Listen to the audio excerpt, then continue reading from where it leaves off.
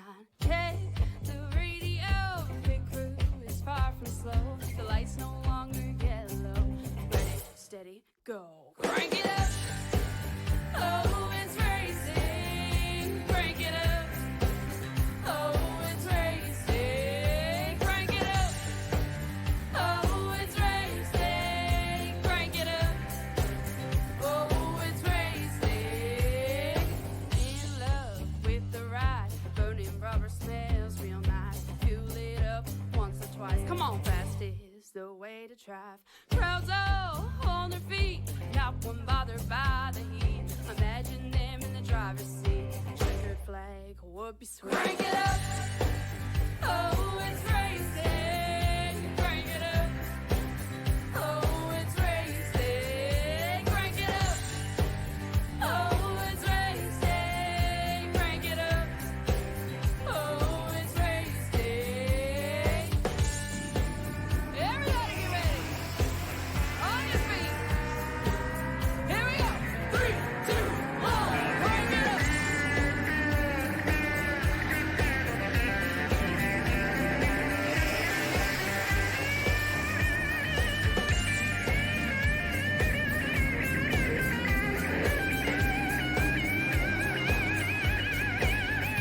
Crank it up.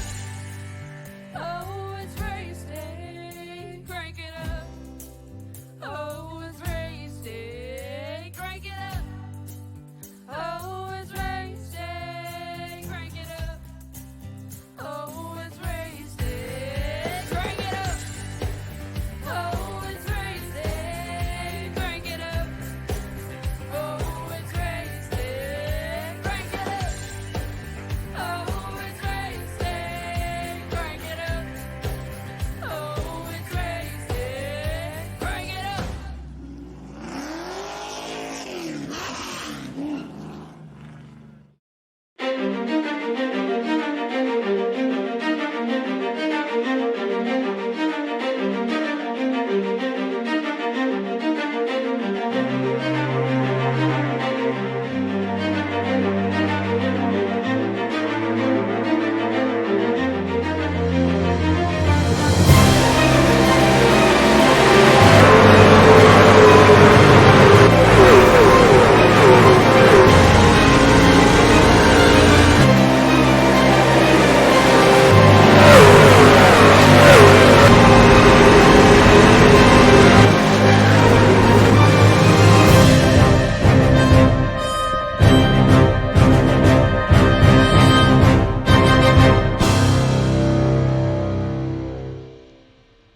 Hi, above in Talladega, Alabama, ladies and gentlemen. We are live here today with GOAT Racing League's Global Strategy Team Next Gen Cup Series, presented by Jack Racing Collectibles, as well as we're getting ready for the action here today. It's going to be a 113-lap shootout for these drivers here today on the track.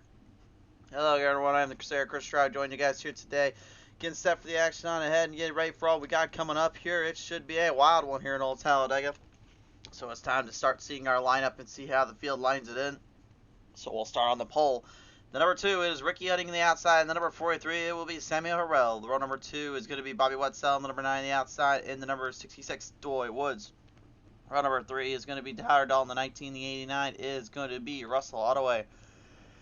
Row number 4 is going to be the 12 of Philip Schmitz, the outside, and the 42 Dakota Kramer. Row number 5 and the 11 is Ron Holyfield with the outside, and the 7 Scott Simley. Row number 6 is the 8 of Maurice Burnett, the outside, and the number 10 Ryan D. Cook.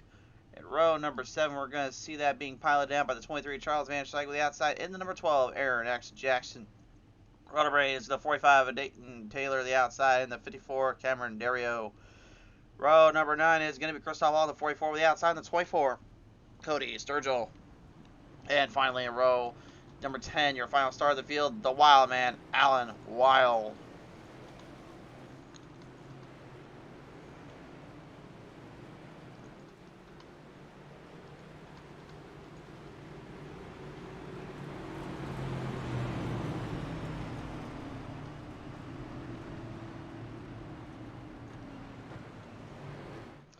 So the field getting set on center stage, centered on around the track here. The field is going to be set to go with 20 laps, stage 1, 45 laps, stage number 45 in stage number 2, and then 68 laps the distance for your final leg up of the race here. So pretty much looks like this: 20 laps in stage 1, and then you got to go another 25 to get stage 2, and then that's final 68.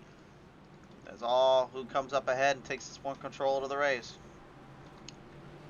Looks like Sammy Morrell decided to swap out the paint schemes a little today as well. He's getting a little loony out there, so he decided to actually bring the Looney Tunes scheme to the playing field. Still winless this season. He's trying to get that figured out, get that dialed in. Ron Holyfield with a win already on the plate track back in the Atlanta Superspeedway, if you will. He's looking to bring something home in the NC811.org.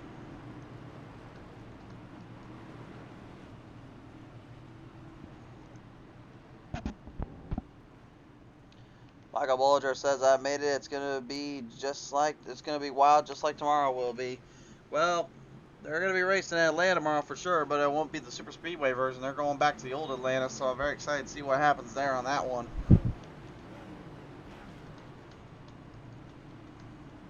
Nevertheless, Michael, thanks so much for tuning on in here today, sir. You'll hear from him and me tomorrow night on the broadcast end here when we get to that. Field getting squared up here on the track, ready to get down to the business, get down the racing. Pace car off of turn number 4. We'll set him out to the front straightaway here with Ricky Uddy. Picking out the pace a little bit. He wants to get ready. He wants to get rolling. The field going to hot pursuit their way down from the front straightaway to the Global Strategy Team starting zone. Green flag is out. Let's begin it in Talladega.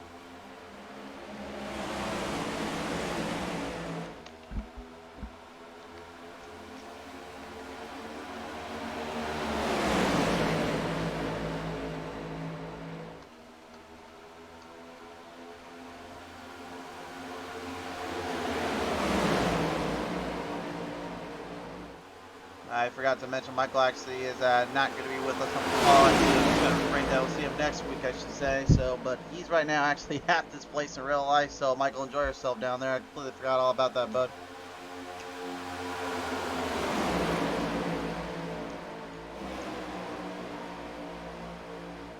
Double road in deep, double in down, and right now everyone's trying to find a way around. See a lot of this too, where the drivers currently early on just kind of stay in control of their own little destiny, kind of stay a little bit cooler ahead, a little bit more controlled. Expect a lot of drivers though later on to start pushing a little harder, start getting a little bit more uneasy and a little more queasy and start to push these things as hard as they can.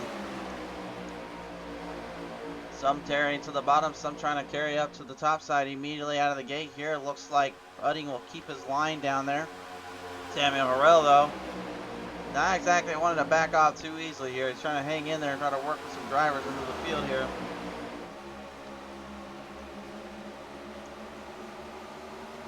I suspect later on as we go further into this here, you'll see a lot of drivers get just a little bit more less lenient and a little more on their toes.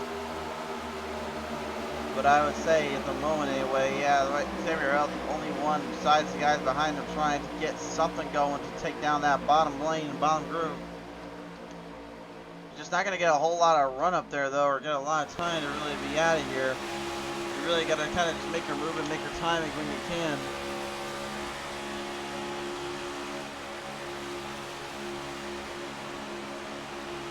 Philip Smith's number 18 right now, kind of laying it right back around here on the pace into the drive here, just keeping his pace up and the momentum down across the track. The rest of the field here doing much the same. Scott Simley, the number 7 Heineken machine, starting to make a little run there with the only fan number 42, Dakota Kramer, as everybody continues to control the gap and control their line up ahead.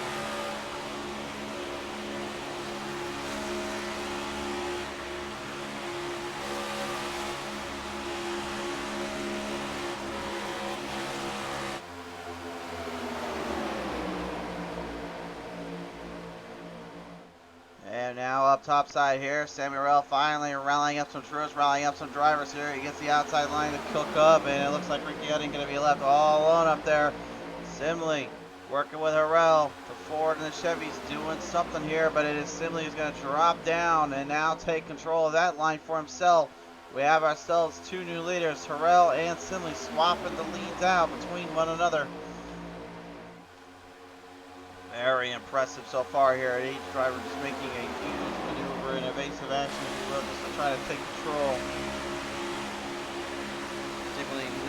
you go, nowhere to kind of take away from. You just gotta just kind of watch yourself and watch every angle you hit, and hope that when you get to the rear end of that car, you're pushing nearly as straight as you possibly can, and not the other way around and cupping one of the ends. You shouldn't. It's still the outside line. Seems to be the preferred line, but you can see a lot of drivers kind of scooting, booting, and moving around up top side. Darrell's still leading the field out, though. Managing to get just ahead of Simmons. Those guys were trying to move their way up to the front.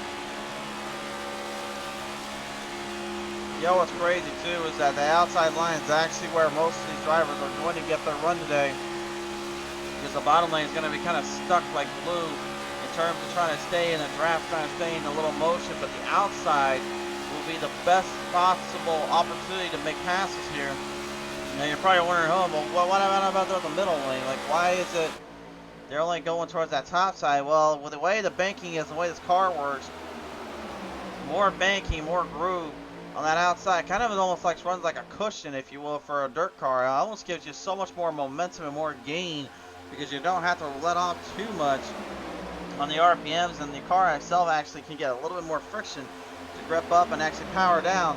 It's only when you make moves like this do you actually get to able to jump around. And Kramer kind of throwing his weight around a little bit there. Got it ahead of Samuel Arell as he just kind of cost himself some other drivers in position. Scott Simley taking full control of that. The Fords already having their way. Tyler Dahl and Bobby Wetzel, Scott Simley, they're all our Ford drivers, and they're currently holding the top five up with the best of them. Kramer and Udding, the only two Chevys there at the moment. Darrell looking to try to change that. There's going to get another big run here coming up on the outside. You can just see that gap, man, that run. They're getting up on the curb and on the chopper there, taking all that speed and momentum. It's just charging up completely. The bottom lane has no grip or no control of that, but again, you gotta remember something. You still got 113 laps. You're supposed to complete today. You still have to literally make sure you've got the momentum to carry through towards the whole end, and then we factor in the fuel run, the tire run, and now you've got yourself in quite a bit of a pickle here. This is going to be a very interesting situation and diverse strategies. Each driver to have to make and choose as they go along.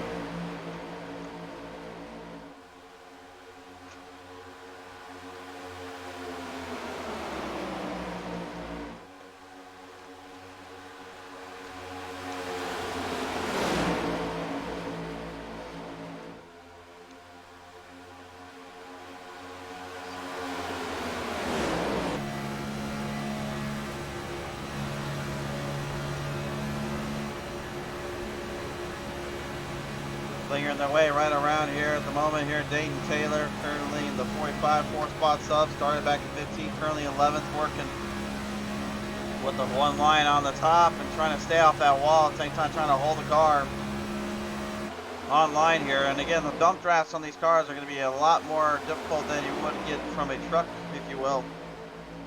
The difference is with the truck is at least when you have that rear flat bank back there, you can actually push straps and punch straps are quite a bit easier. As long as you line up, pretty much you'll be able to continue to feel the momentum carry over the power and hold her down on line. Problem is with these cars, one wrong bump draft in the back, these things almost lift up like a dragster, because the way the car works, it actually has the rear end kicking out underneath them as the front of the nose actually lifts up off the ground. So the rear end kind of dips down, the nose dips up, forcing each driver almost kind of have to literally just be off normal rotation, normal muscle memory on how the car is supposed to be and where it's at that time and point. Easier said than done too, I'll tell you that though, because once you just lose all that grip and all that power, it's almost like you're just going on thin ice. You don't know what's going on. You're just all of a sudden trying to figure out how the heck to get around it. Level laps remaining here in stage number 1.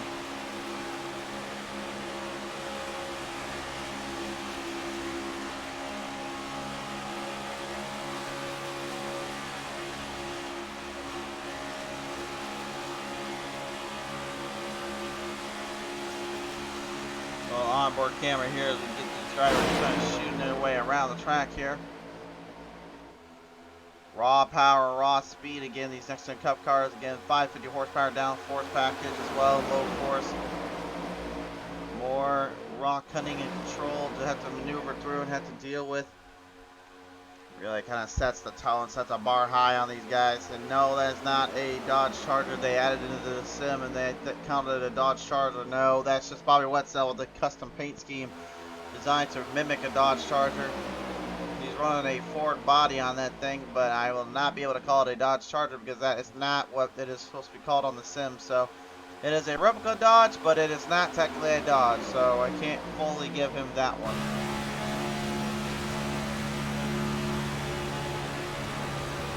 One thing I can give, though, is Tyler Dalton still the reign of terror legacy he's been giving out this season. Tyler Dalton this season, multiple times in victory lane, multiple times on the top of the mountain, multiple times stage winner. But if there is one track that I think may have his number, it may be the Blight tracks. He's extremely good on all the other tracks, and extremely good on the other races, but man, Tyler has admitted to me up front, he's even said as much. I cannot, for the life of me, figure out how to get these plate tracks to go my way or get my luck. He has had one race window this season with it. If you remember back to when he got it, it was literally the very, very first race of the season with this car. And it was at Daytona International Speedway. Think of it as like their Daytona 500, if you will. But for this race, he has since told me, and he warned me, he said, I don't think I can do the same thing I did back there, but I sure as heck would not mind trying to figure out a way to do it. Little pass down underneath there as the number 9 of Bobby Wetzel gets himself up to the top side here and now into the race lead. Dakota Kramer trying to hold him down. Just this is something too I've noticed with these next gen cup cars, that we talk about how difficult they were when they first came out, how to pass, how to make runs with them, and then how to get anything going. Those were Gen 6 cup cars too, when they had to get updated and they had things changed, it was almost impossible to do anything with them or get anything going with them. Now it's like everything is flipped on its head. Now it's a reverse change mindset and reverse of a lifestyle here for these drivers. That is how far we have come from when they first came out to where they are now. When they first came out, they were only about a 550 horsepower package on every track, every car. It wasn't, they actually put in the 670 or anything like that. It wasn't until later on that when they did that, that was all of a sudden, that's when they changed the actual plate track racing style up too, to be more mimicking real life. And really ever since then, I've been feeling like they've started to tweak and get things better as it goes with this car on these plate tracks, because it's a different breed, it's a different style of racing. It's not what you usually see from, like, say, the 87 Cup cars you have here. It's not like the Xfinity cars you have on the service. It's not like the trucks I mentioned earlier. And it's not even anywhere near close to the ARCA cars either. With the ARCA cars, you can't even bump draft those things unless you are almost dead on perfect. No. With these kind of races, this kind of momentum, and this kind of shifting, you have got nothing more than to just your wits and your control of the car and what you're doing. That in turn really opens the doors to so many situations, so many things that I think really just makes that much more impressive racing from these kind of packs, these kind of races, because it really forces you to actually work together with somebody, or you're going to have to die trying to do it. Cody Sturgill right now trying to do that as well after all the season he has had as well here on the show. I guarantee it right now. The only thing he's thinking about is just trying to get up to that front, get some stage points, and get the win if it comes down to it. A lot of heartbreaking, a lot of bad luck this season for a guy that's had a win or two already on the show here in previous seasons. Having to start all the way from 18 to get to this point here. He sure is looking pretty good right now, but again, he's still got 5 laps left here in stage number 1.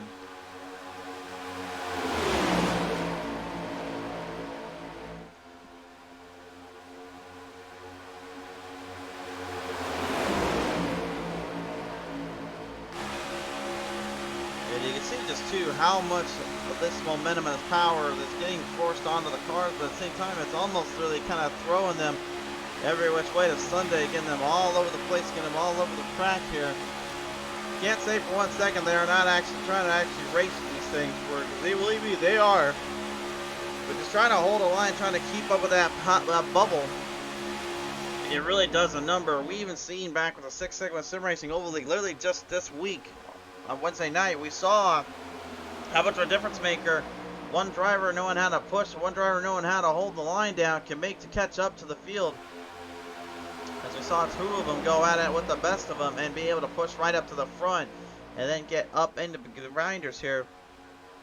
So if you got someone who knows how to push and knows how to run, then the other end is pretty much just go to the very end of the race. But this is early, but we've seen already, I think, like, what, 6 lead changes so far? We know Udding had the lead, we know Wetzel had the lead, Sturgill had the lead, Samuel Morell had the lead, Kramer had the lead, Simley had the lead. Am I missing anybody in that bet? Just the fact that I've already just named how many people I have that really in that lead there since stage number 1. That just shows you just how intensifying this is going to be. But of course, there is that little fear still that is keeping in drivers' minds right now, which is literally what just about happened there as the 54 of Cameron Dario almost sending and banishing everybody to the shadow realm early on there.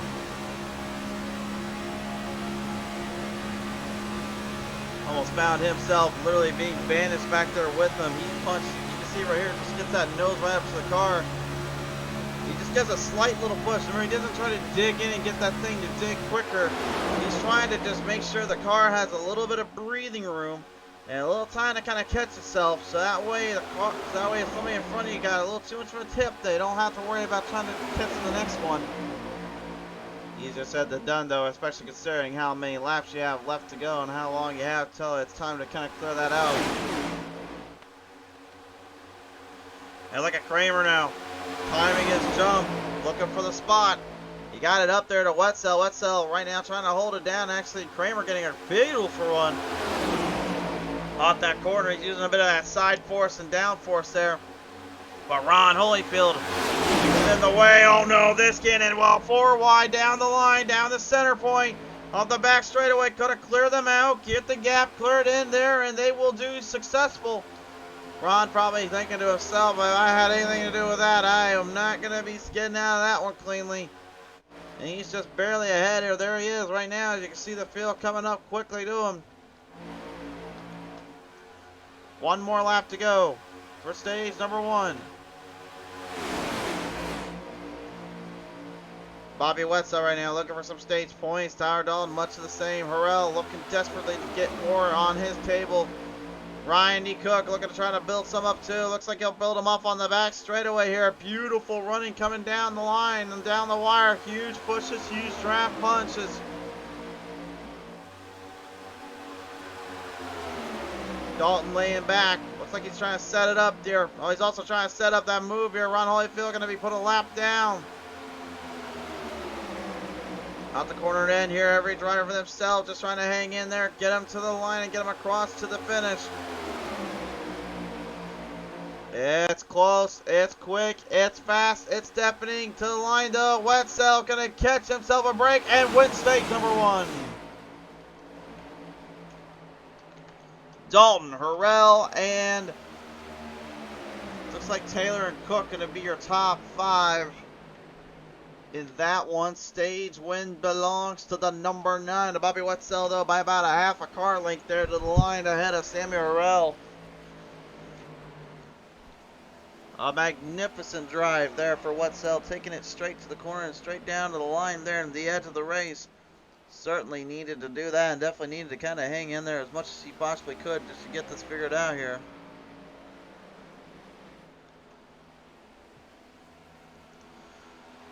But now that kind of begs the question, which is, of course, can they continue to do that? Will they be able to continue to do that, knowing how long and how tough it's going to be for this race in itself? Still got literally 90 plus laps left in this race. Just think about that for a second. 90 plus laps still to go. And they were literally just driving the wheels off of these things and pushing for everything they got and moving the needle and threading some needles as much as they could.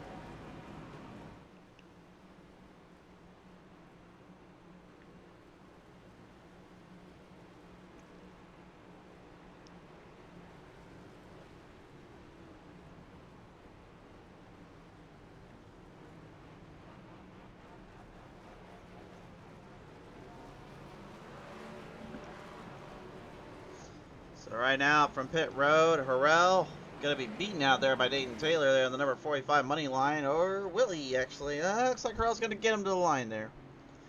So Dayton trying to get the money line 45 ahead there of the pack. Harrell, honestly though, in my opinion, looking like maybe the strongest contender in this race so far. Had the early going there, an early jump on the field, and he is desperately, and I mean desperately, trying to finally get one into victory lane. Scott Simley, Cameron Dario, Charles Van Schaik, Tyler Dalton, they've all tasted victory lane this season. You know, and Ron Holyfield as well in this field, been able to catch that. But there's only 3 drivers, in my opinion, that from last season to this season that have not been living up to their standards. In my opinion, is Aaron X Jackson, number 12, last season, coming out with a couple wins to his name, making it all the way to the Final Four from the playoffs in, to not be able to come out with the championship.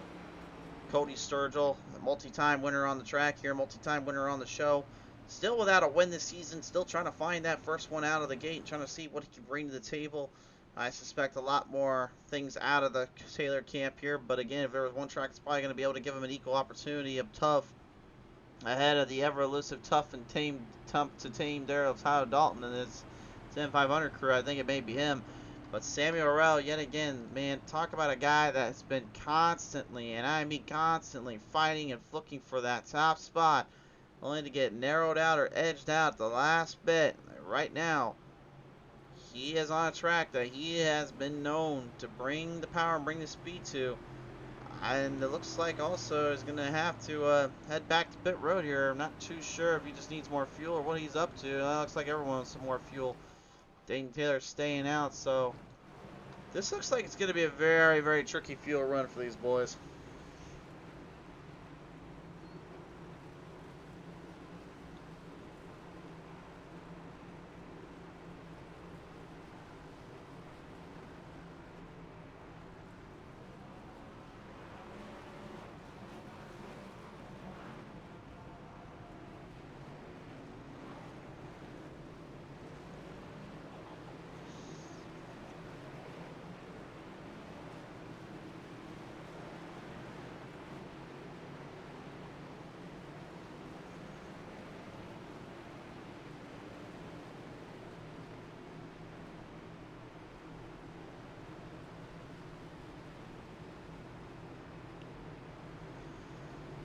Field them back down around out of pit road here. The lights are being turned off on the pace car here. Charles Van Schaik, Dayton Taylor's going to be the only 2 that stayed out, where everyone else went in for an extra lap of fuel. Charles Van Schaik right now, if I had to guess, probably 2. Look at trying to get a little bit more runs, a little bit more speed.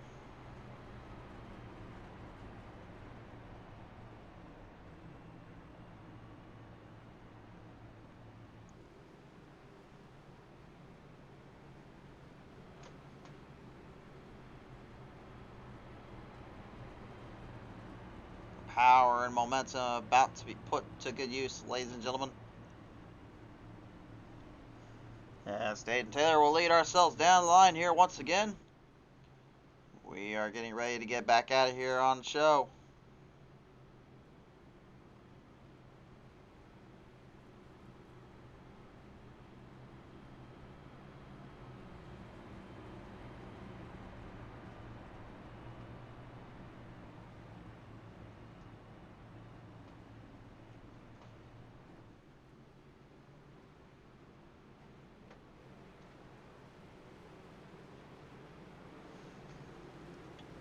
Pace car taking the lights off on the track here, and Dayton and Charles going to be the only 2 side by side off the start here. Everyone else going to be single file.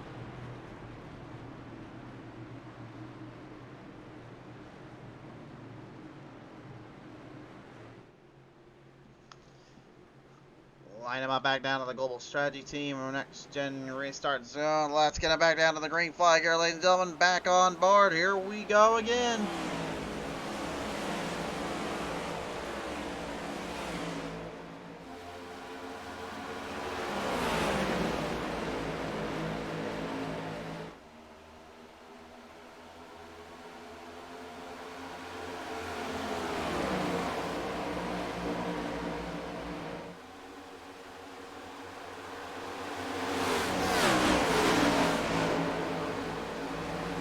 pretty wide down off that back straightaway here out of the gate. Drivers already trying to engage. The clutch trying to engage the throttle, trying to see where they can make their moves at and trying to run towards the field. Some drivers way back in the pack already here and starting to lose out ground. Again, they do have another stage to work with and another stage to kind of use up. For those that don't want to exactly try to lose that out, want to try to move to the front immediately here, include Ryan D. Cook, new leader, the number 10. And Dayton Taylor earlier on leading a lap or two there. Now he'll lose it out to Ryan D. Cook, as we've had numerous lead changes now already. Constantly throbbing and taking down on the field. These drivers continue just to muscle and power off every little detail, every little thing, looking to make the best of their situation, the best of their control on the racetrack here today. A little Roush number 23 of Charles Van Side, bringing the old fun ball team back to the track here. I don't know what it is about that ski, man. It's a cute little ski. I'll give him that. One thing I never really could understand or I could give up is just the overall control and power he seems to have when it comes to long runs and long-term battles here. But it always has dawned on me, whenever he tries to qualify, he says it point blank, like I can never get any kind of thing figured out with those, so I never really try to qualify, but he's just afraid, as he says. And I literally looked right at him and I said, if you keep being afraid about doing that, you're never going to get yourself up to the front, considering how tough it is sometimes in these races to move up there. Uh-oh, it's speaking of move up there. Well, that's going to be trouble. That's trouble. I think that might be Tyler Dalton there in the mix. It is. Ryan D. Cook and Tyler Dalton slammed in on the back straightaway. Slight damage there on the number 10. It looks like some good damage on the 19. As both drivers having a nasty, nasty little tumble there just before entering into turn number 3 there.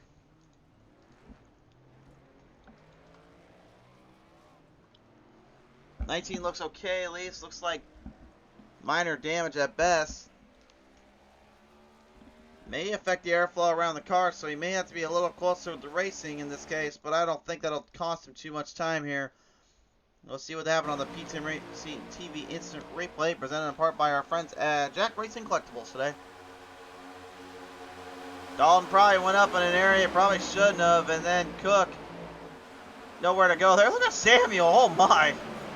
Samuel literally just hit the kill switch and went straight dead left. I don't know how he did that without even getting into somebody else, but he just looked like he went straight dead left off that. We're going to go to the chopper cam here. Take one more look at it. Here's the evasive action. Now again, Dalton's trying to set up Cook for the push. He's way too far out, and then he ends up getting himself into a troublesome spot. And then let's see what Samuel did there, man. He just absolutely jumped straight left, trying to avoid all that. Impressive maneuvering there, but again, a nasty, nasty little hit for Tyler Dalton and Ryan D. Cook. Both drivers seem to be okay, though. There is still a lot of damage on the right front fender of the 19. I'll be interested to see if we can get that clicked up and damaged off there. Ryan D. Cook looks like he's okay.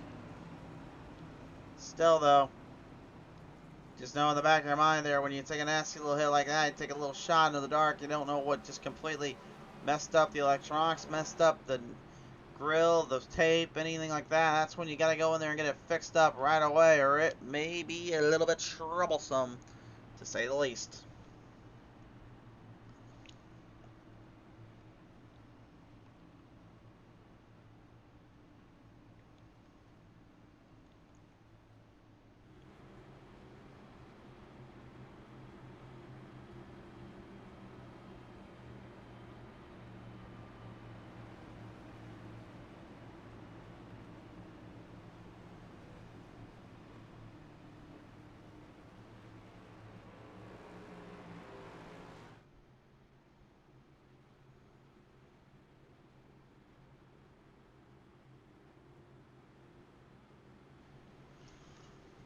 So now Dayton Taylor, Ricky Utting, Charles Van Schuyck, Cameron Dario, and Scott Simley all preparing for their aggregations and trying to prepare now for the next get-go here.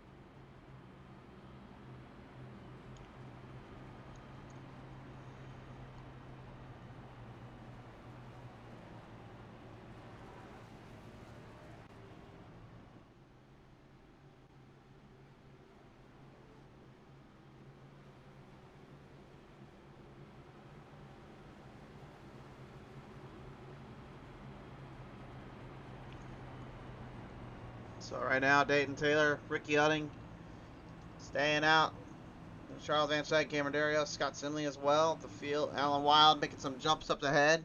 Tyler Dalton still in pit road. Looks like massive damage on the 19. Yeah, he's got a nice crinkled up little right fender still. He's trying to tell the team, he's trying to tell the pit crew, get my car bent in and bent back to normal. He does not want to lose this one out. He feels though the more points he can go in, the best cushion he has in that championship 4.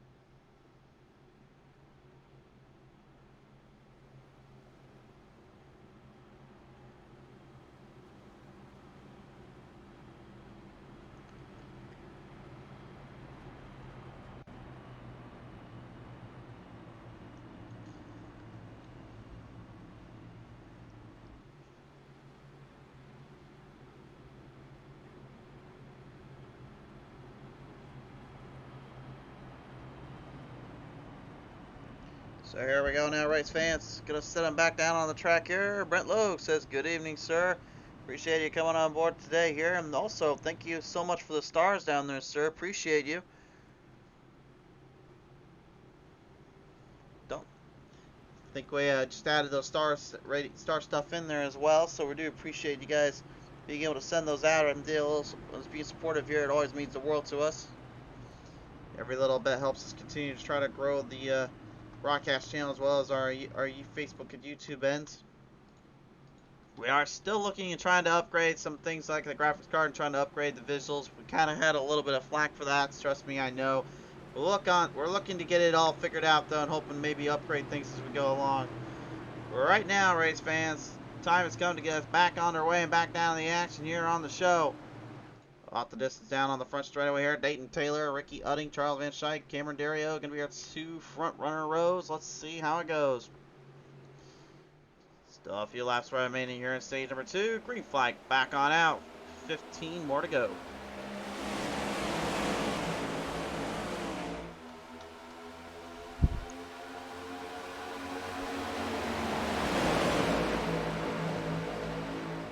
Hot stop. A lot of hard racing right out of the gate here as Dayton Taylor, Charles Van Dyke, Ricky Utting taking full control. Scott Simley running right onto that top side there, working with the field. Ricky Utting immediately dropping up. But again, that's no man's land when you don't got it lined up. Every driver for themselves here now trying to find their little opening and find their little niche here. 3 lie through the back stretch to turn 3, now through 4. Here, state barriers number 18 of Phyllis Smith looking to try to get some TV time in, looking to get some time under the sun as he works his way in across that pack and across that deal as well.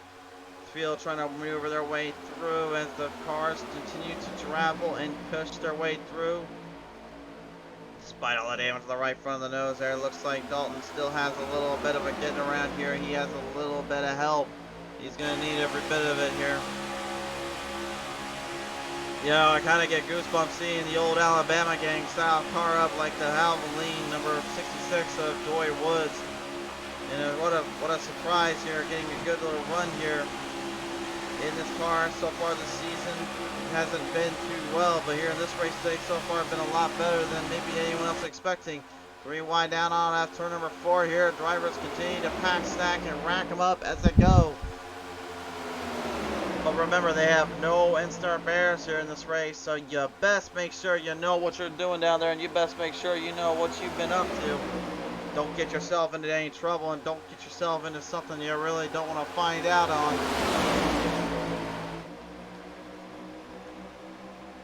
Parking them around off of turn number 1 and 2 here right now. Bobby Wetzel looking to try to take home more stage points and increase his opportunity to get it from the playoffs and further along into the championship run.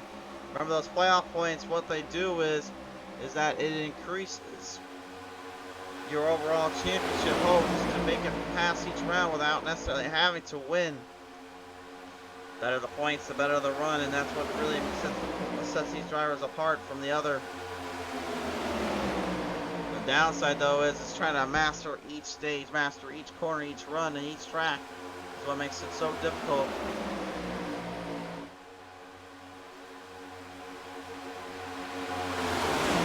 12 laps to go right now here. Wetzel immediately trying to defend off all those that dare come before him and try to fight with him.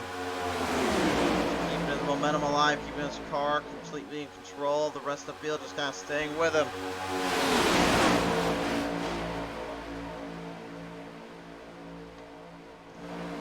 You gotta wonder though in the back of your mind too, if you're one of these drivers here, I mean, how long can you go before you really start wanting to jump up and take into consideration or take control of this race? Oh! Or then until you realize then you may be pulling that out of your hat here. Ottaway getting a little bit too close to the wall protection on the outside there through turn number 3 and turn number 4.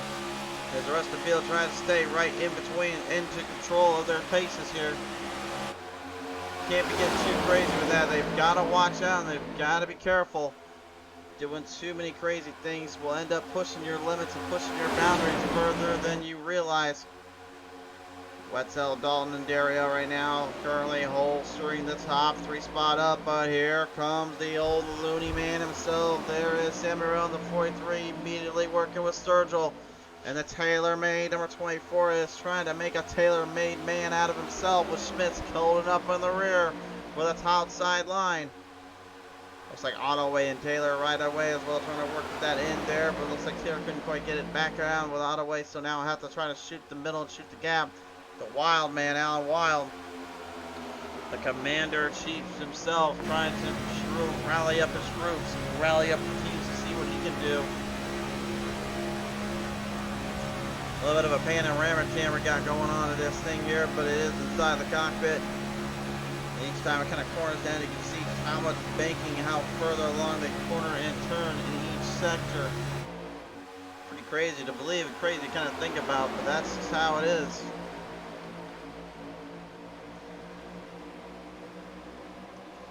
See Wetzel too, you get to see how close he is to just setting that thing into the wall or end up getting himself in trouble. So he's counting on Dalton to not only stay in the draft with him, but not only that, he's also counting on him not to push too quick or too hard. Until he gets the right chance, the right opportunity to make that move and make that run. Harrell yet again taking another lap away there. But it's not the lap that matters. He's looking for that stage lap. He did get a top 3 there in that stage and ended up getting a good little charge out from it.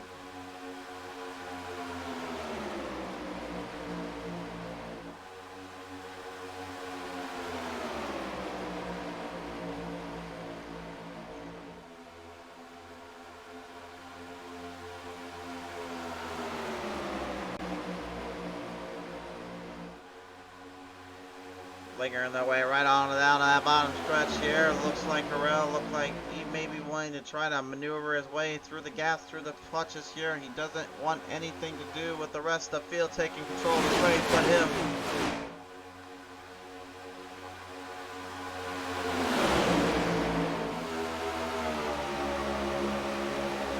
Now, if I'm Sturgill right now too, I'm probably thinking this here, which is try to wait for the right opportunity, wait for the right time to strike, but don't let my own eagerness to win a race get the better of me. And Christoph Hall too, that's another guy too that's been trying so desperately to get the victory lane, but you know the problem with Hall though is that the amount of competition who he's up against, it's easier said than done to really make a good, long-lasting impression or good fight out with drivers like of this caliber, this kind of nature. This is not an easy league to win in. Number one, you got a guy that's got over 6,000 iRating, which means they know how to run a car. They know how to temperamentally be sound and fit for each race. They know what it's like to take on the best of them in the higher up classes and categories. Not to say there ain't a few of them in there. You got a 477.7 on Ricky Hutting as well. And even Charles Van Schaik with that 4,000 set. Doy Woods even.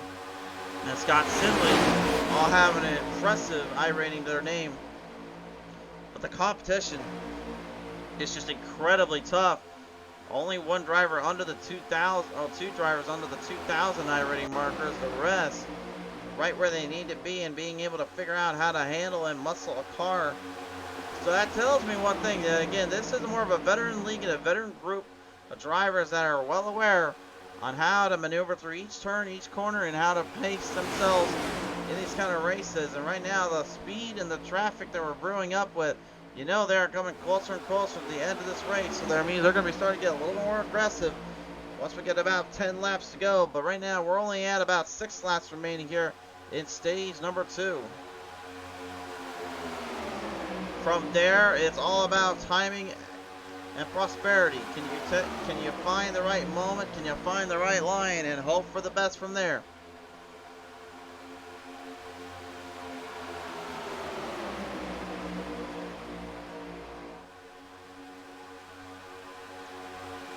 Centering their way down to the front straightaway here. Christoph Hall, Ryan D. Cook, Cody Sturgill, Sam Morrell, they seem to have the bottom line hooked up, synced up, and ready to jump out of it. But if I'm Tyler Dalton and Bobby Wetzel right now, communication is king, and they're waiting for one lap to use that communication to the best of their abilities. But again, if you wait too long with this car, I'll tell you guys right now, that will be the demise and the end of their run. You cannot wait too long. You have got to give yourself at least a lap and a half, 2 laps to make a full-on push, a full-on charge. If you're separating yourselves out that far, this car does not tolerate going too far back or going too close or getting too far away from one another. You've got to be making the best of your situation.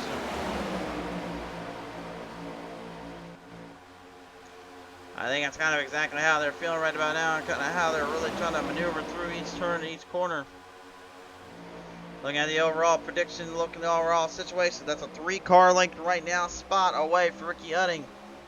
And Bobby Wetzel and Udding just getting a nice little smack in the back there from Wetzel. Unfortunately for him, got him loose there from turn 1 and 2. And now Wetzel and Dalton's strategy may have gone completely thrown out the window. I hate to tell people this, but yeah, there is a bit of a difference maker because those Fords, when they work together, they have the advantage versus the Chevys, where the Chevys, they have got to push. They got to be very smooth on when they push. The Chevys have to be literally lined up in the middle. The Fords have a little bit of a flatter nose on the front and a little bit more pace on the grill. That allows them to stay a little bit more in control.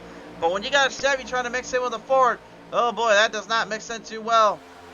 Same goes for the Toyotas, but the difference is with the Toyota is that at least the nose is a still bit more rounded edge compared to what the middle part is of those Chevys. So the Toyota Camry has a bit of an advantage here, and it looks like it's going to try to work here. Dayton Taylor trying to get a little bit of push as Phil Schmitz tries to jump his way to the front. Schmitz probably looking for nothing more than possibly to play spoiler at all these drivers today.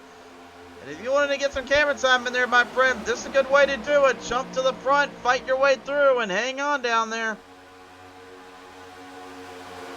Trying to make a bit of a name for himself, trying to give himself a little showcase here to say the least. We're down to the final 2 laps to go. This time on by.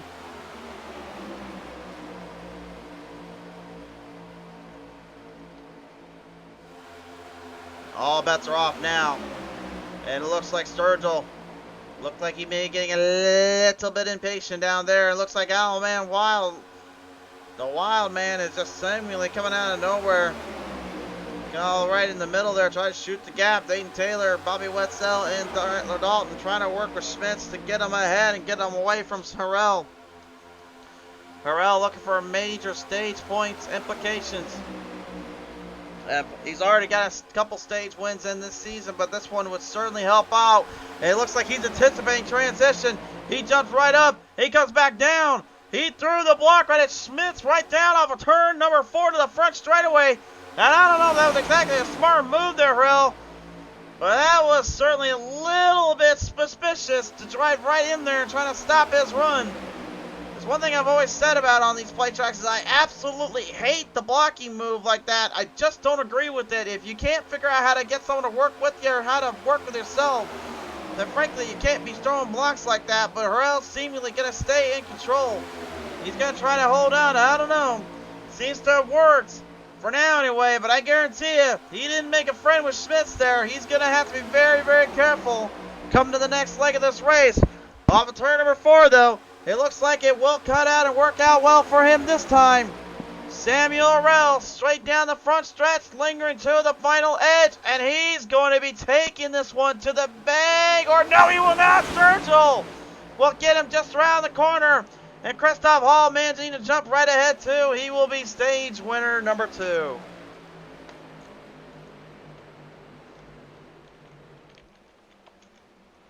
Cody Sturgill throwing an extremely late maneuver and almost an evasive action just to get it right ahead of Samuel Harrell. Harrell will take home second in that one. I don't know necessarily throwing that block of Smith's benefited him or more than it probably benefited the guy that got ahead of him.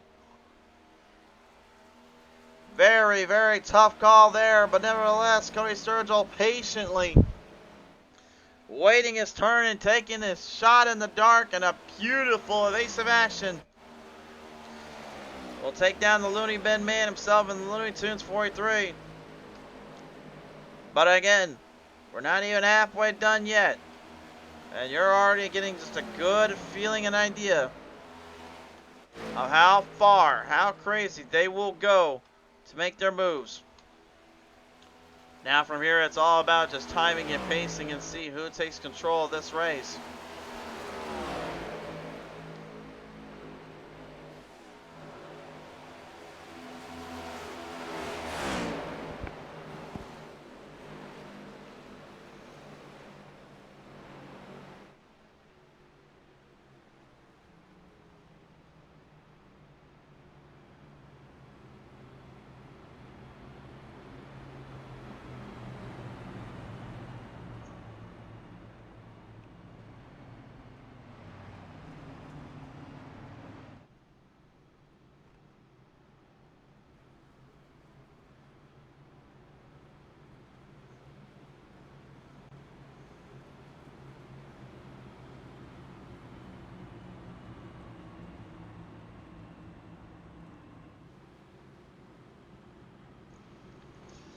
Pit stop's going to be extremely crucial here, honestly, because I think right now the way we're going to be looking at these guys are going to have to narrow down the right opportunity.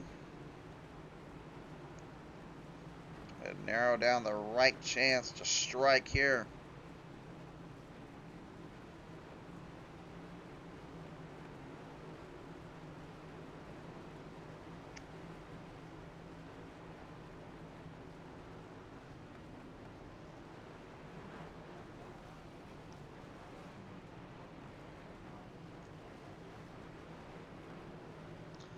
Bringing him out of pit road, and Sturgill will keep his top honors. Samuel Harrell going to be right there in the full third. Christoph Hall, though, is making a little surprise comeback here. He goes into the second spot. So from here on out now, it's all about timing and dictating the control, the speeds, and the momentum. How will the drivers fare, and how will they be able to handle themselves in this situation?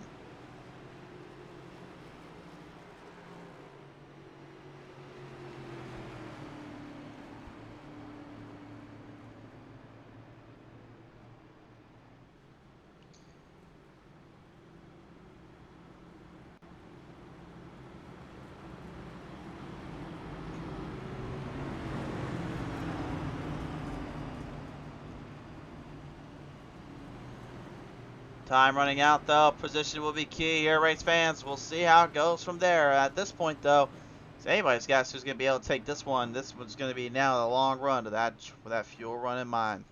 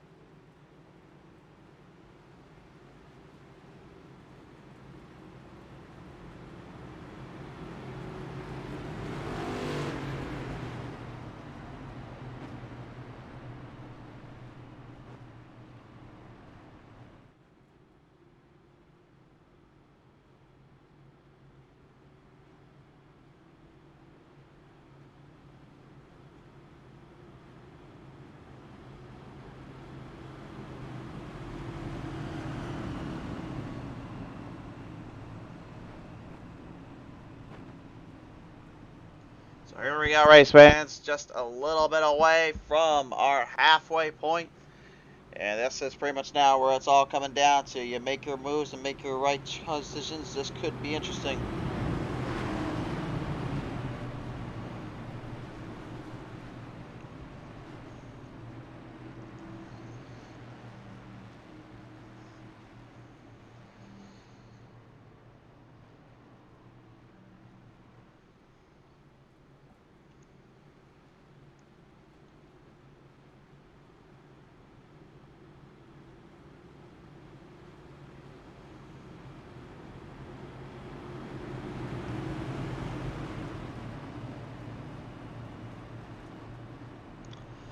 Gonna bring it back down around off of corner number 3 into turn 4 here of the field, preparing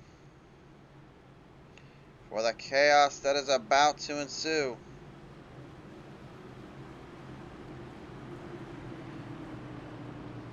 We don't know where the heck this one's gonna go. We don't know where the heck this one will fly out to. We only know this. Let him go out there and let him race. Many names still without a win this season. Many drivers still searching for the most points and the most positioning they can get here. Wow, this one fair to be. Let the final stage begin. Commence. 68 laps. This is your final leg of the race. Final stage begins.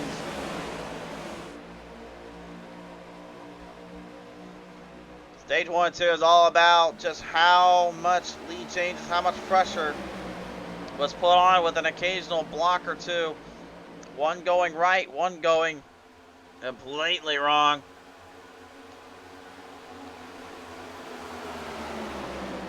We'll see how they fare here, though. Some drivers are already trying to push and shove their way through, having to back off a little bit, though. See the 9 of Bobby Wetzel already having some problems there with the number 54 of Cameron Dario. Dario looked like maybe he just got a little too off his binder there and got himself a little bit struck in between.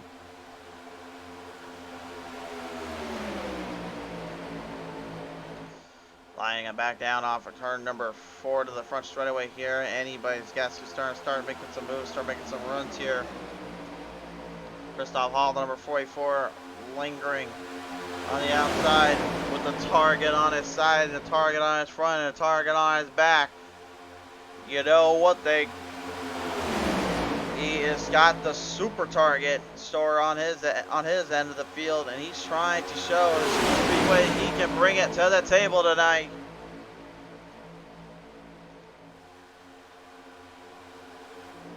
Gonna work their way right on around. Look at a big jump there. Whoa, hold on a minute. I think I might be Russell Ottaway making some jumps up there. Oh no, that's Doy Woods. Doy Woods, number 66, going right into the gap, right in the middle. I thought that was Ottaway for a minute. It certainly looked like a great car, but it looks like it was my bad camera there. Doy Woods literally jumping right in, showing a little bit of that Davey Allison kind of runs here. He is sure Davey tough, but he has not been able to pull off the wins like Davey has done.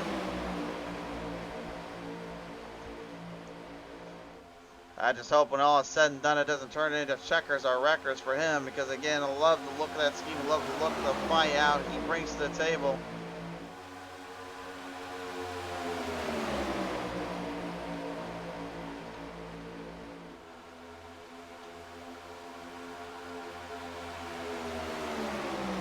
Still another 3 wide salute. Cameron Dario literally just sneaking his way right in between there. Didn't even realize he took over the race lead. And just kind of jumping so quick ahead. Again, this is the kind of thing that I kind of like with these plate races, that they happen so quick. You just never can fully comprehend or even tell when someone's going to get right ahead of the others so quickly here. And I think this next gen Cup car really forcing drivers to have to work together in some maybe that they don't want to work with very much.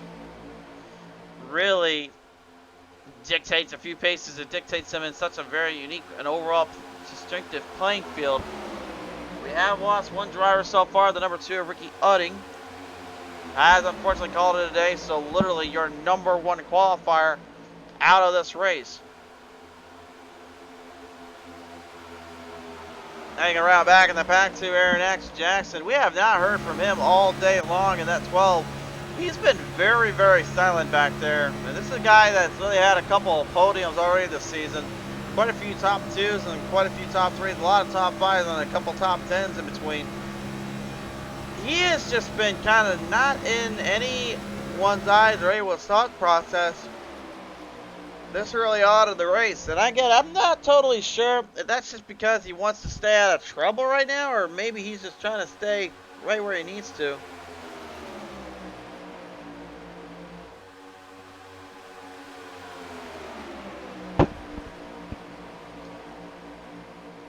Packing them around down out of that back stretch to turn 3 and 4. Ryan D. Cook, Dakota Kramer, and the 24 Cody Sturgill jumping right down. Doy Woods immediately right there with him. And Doy, oh man, he's got a lot of power going through. Look at him charging that bad boy up to the bottom, and he's trying to get the whole field to work right where with him, but the field wants to stay topside still. Wetzel, Dalton staying it with Dario here. Dario, one of the only Toyotas in the field. There are 3 in total of them. Ottaway, him, and the 45. Dayton Taylor we talked about earlier. They're the only Toyotas we have in this field. The rest are either Fords or Chevys with a lot of Fords mixed in. And honestly, the Fords to me have had the biggest advantage throughout for a numerous amount of reasons. But again, it all hinders on that playing field, on that momentum that carries through with it.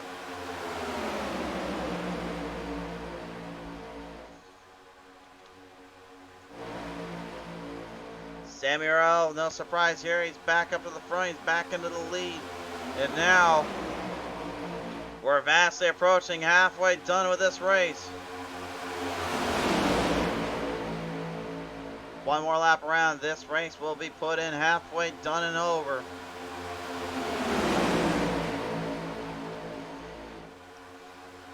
And thankfully iRacing has not added in the rain yet, so I don't think Talladega has anything to worry about rain coming by or popping up here. East driver right now forced into a bit of a punch, bit of a scruffle, and a bit of a scruffle to try to turn up here. Dalton, Wetzel, and all them moving their way into the change. Sturgill, Doy Woods here staying in control. Doy gonna now look to lead a lap or 2 himself. So now that is numerous. Now I think it's actually half the whole field now has led a portion of this race. And Doy Woods successful. He does get a lap led in there. Brian D. Cook earlier on, the Budweiser number 10, got himself into a bit of a problem with that 19 and the 7500 Tyler Dalton. Dalton got a little too overexcited and ended up jumping it up to the top side, not realizing where Cook was. Cook ended up catching him on the rear corner and sending him straight to the shadow realm on the back straightaway. Thankfully, they stayed out of trouble, at least able to keep the car somewhat relatively clean. Although I have not been able to really see Dalton's right front fender here after a while. Looks like he has got the whole fender completely cleaned up for what it's worth. There's still a few crinkles in there, so but good on the team there and the pit crew to actually get that damage cleaned up as much as they did and be able to maneuver it through as well as they have here. That just shows you the level of commitment that it does involve in these sports and in these motorsports as well. It's not just one driver taking all the glory. There is a team behind them that literally creates a whole reconcile to make sure that they have the best of the best, getting these drivers and everything set to go in the race and in the track. And jumping right up the head yet again, the drivers, they may take a lot of the glory, but they can't take all of it, and especially now they're getting a little chaotic like this right now. My, they are maneuvering through, and it's hard to keep up with them.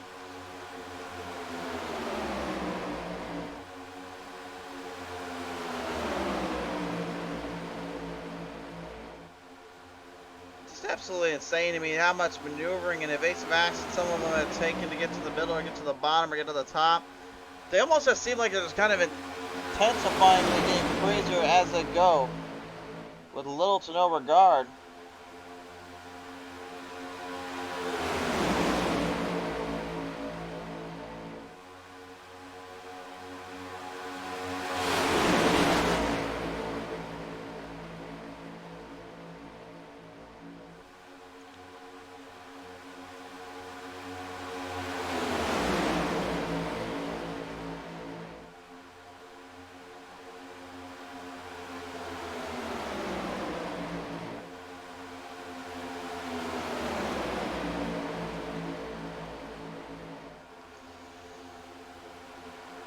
up now. Here we go. You are for sure done halfway with this race here, but this is where things start to get a little bit more incriminating and more intensifyingly crazy. Because now you have to obligate yourself and almost pledge yourself to making sure that you've got a whole lot of car underneath you and a whole lot of momentum to stick in with it.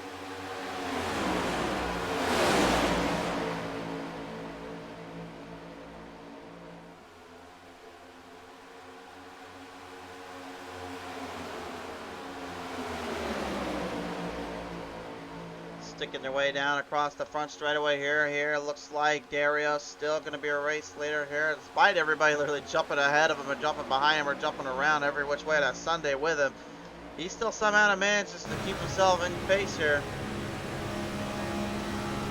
Russell Ottaway, here's another guy that got a little bit of the fan support behind him.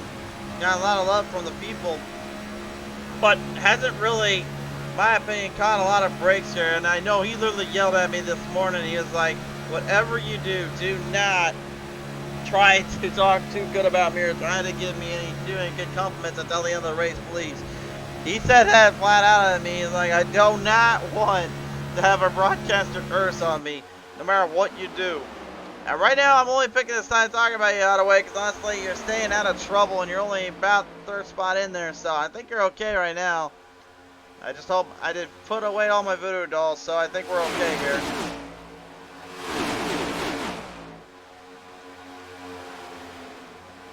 Well, looks like a field behind him right now getting separated out. This is not looking too good for the packs here. There's one pack that's currently staying lower in. There's one pack that's trying to go further up. And this is now where you really start to get a time strategy, time your momentum. Let's take a look at our lap times here.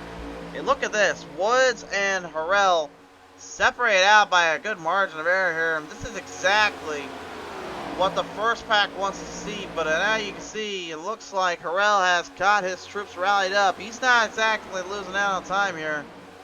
They will have to go into pit road eventually here to get the fuel mileage at least. They don't necessarily need the tires, but they do need fuel mileage. You saw how much of a gap they gained? Well, this is what happens when you lose it. Take a look at this. 1 full second, and now the pass. Oh my gosh. That was a full, they got like 4.5 tenths of a second gained on them through 3 laps. It took them only 1 lap to get a full second. That is incredible and insane, to say the least. But again, that just shows you how much of a change, how much of a build-up these cars bring to the table, and how much they completely flip around. And also, it just shows you that what kind of attention it brings to the drivers, because now it forces them to make certain moves, certain situations. Alan Wildman Wild dropping up topside there. He's trying to jump into the pack there. And also kind of screwing up Sam Morrell's run. I don't think Philip Smith minds too much. I think if he remembers what happened there in stage number 2. He's staying out of trouble too right now. He's being very cautious. But I think I might be a little bit too cautious here, because I would start to get a little worried with how much I'm moving around, how close they're getting down there. Christoph Hall looked like he was about ready to take somebody to the shadow realm with them. And he almost got to look like maybe too close for his own good. So he backed down. Backing him off though, Dario, how the heck is he still managing to hang on to this race lead? That 54 is just jumping from corner to corner. More than I think most of the times I could even dream of doing that in a dirt car. He's making it look way, way too easy here as he drives the 54. He gets us machine almost with no rhyme or reason other than to just hang on and build the power and speed to his name. And the commander of the 22, the Wild Man out in the wild, trying to get something figured out too with him. As Russell Ottaway and Sam Morrell keep jumping their way through position through the paces.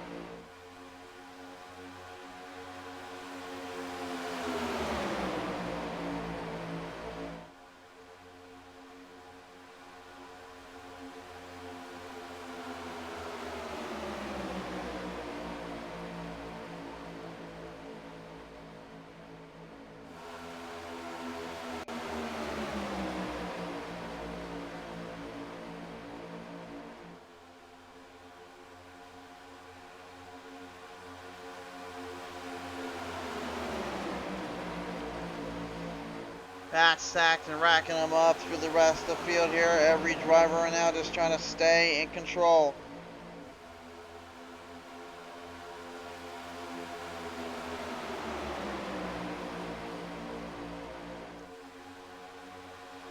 No limits here and nothing to lose here, but everything to gain. Forcing each driver to make their right moves and their right times here. That's exactly how we like to see it, how we like to kind of come off these kind of races.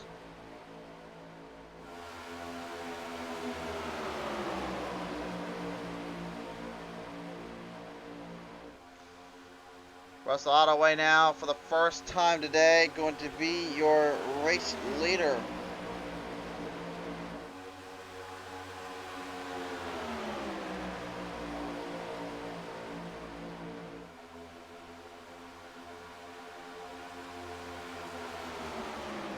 And I'm not going to say too much. I don't want to spoil nothing. I don't want to say too much, Adam. So we're just kind of going to move him back down the pack here. I'm just going to leave him alone. So if anything happens, he can't say it was me this time.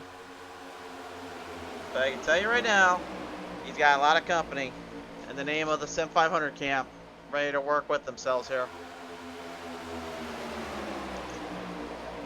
Pretty crazy too, just how much that actually does look like a Charger on, honestly, for what Wetzel created. I'll give I'll give painters and I'll give designers credit where credit's due. You can literally almost turn every single car in the sim into something that probably does look literally like an actual different car. I will give credit where credit's due. Wetzel has a pretty sweet looking Dodge Mopar design up scheme Charger on that one. But again, it's not technically a Charger. It is a Ford Mustang registered on the iRacing end. So, before anyone goes and asks, that's what it is. Some drivers kind of lingering around right now, just trying to stay in control of their own destiny, while some continue just to kind of lay off for now. Ron Holyfield here on the 11, one of those that are laying off, and not in a good way here, way behind the pack. If he's not careful too, he'll find himself trapped in something else here. I don't know if he was trying to just kind of stay out of pace or out of issues with the other drivers, but honestly right now it doesn't look too good. Kind of laying this much low and this long in the run here, considering how much left is of the race, and also you don't have any stage breaks to save you here. I kind of want to chop it down to maybe there are some mechanical problems down there for him and his team, but it's hard to really say. Some of them just get a little too complacent and don't think too far about where they're at and what's going on, and they'll end up messing themselves up completely here.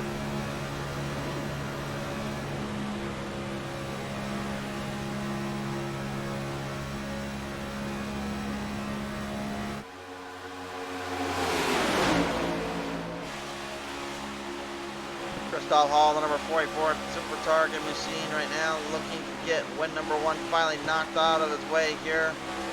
I mean, if he was going to do it, I mean, this is probably the best place to do it.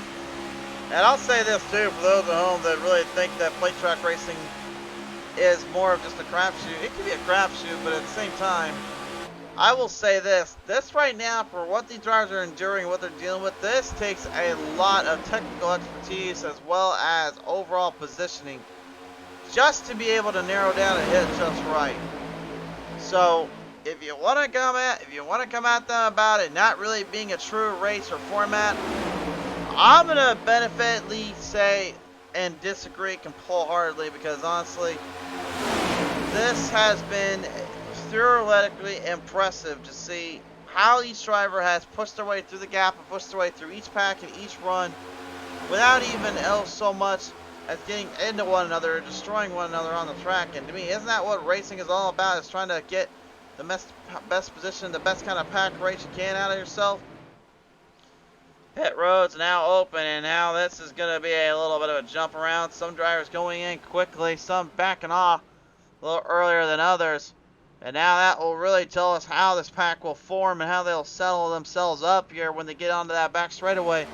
Doy Woods, Alan Wild, Philip Schmitz, and Scott Simley staying on out. And Doy Woods right now, well, he'll have company coming his way in a minute.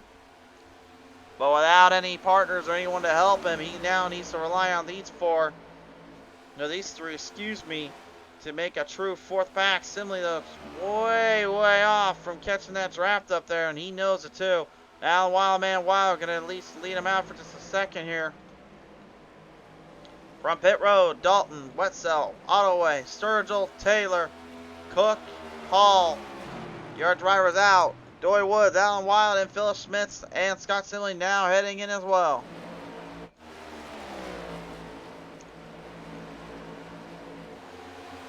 And just about 42 laps remain.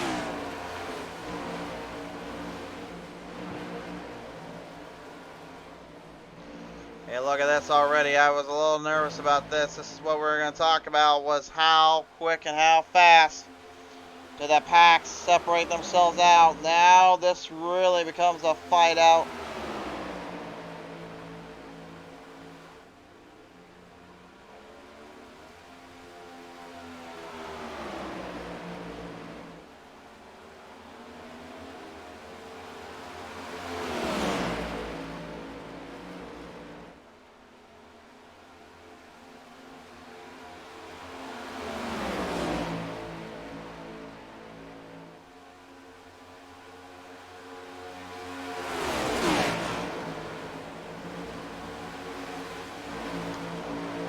Yeah, Tyler Dolan already getting a little bit further ahead of the gap now. Wetzel going to work with him. Doy Woods actually somehow catching the pack right as he was coming out, but he lost a little bit of ground, a little bit of clearance here.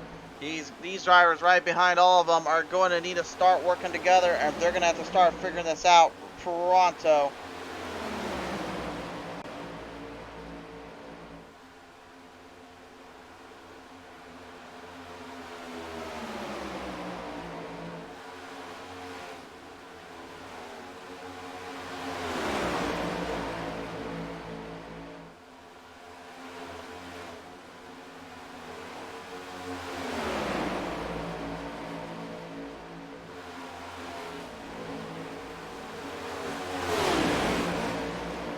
See the pack right up ahead there, about a 3-second gap difference for these drivers. Doy Woods trying to get right back in with the group, but he's going to be a little bit too short on that.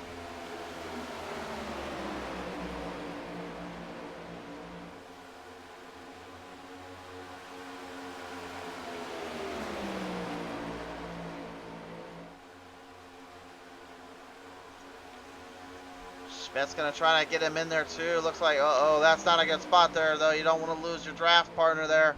Schmitz, be careful. You don't want to lose too much speed. And believe me, I've learned that lesson the hard way with this kind of racing. And he gets it right behind Doy. Doy going to be able to set it up. Cody Sturgill and Russell Ottaway now, the remaining two drivers that are trying to get something going and brewed up there to Bobby Wetzel and Tyler Dalton. If Dalton and Wetzel for one little second think they can just run away, I would not want to be them in a little bit.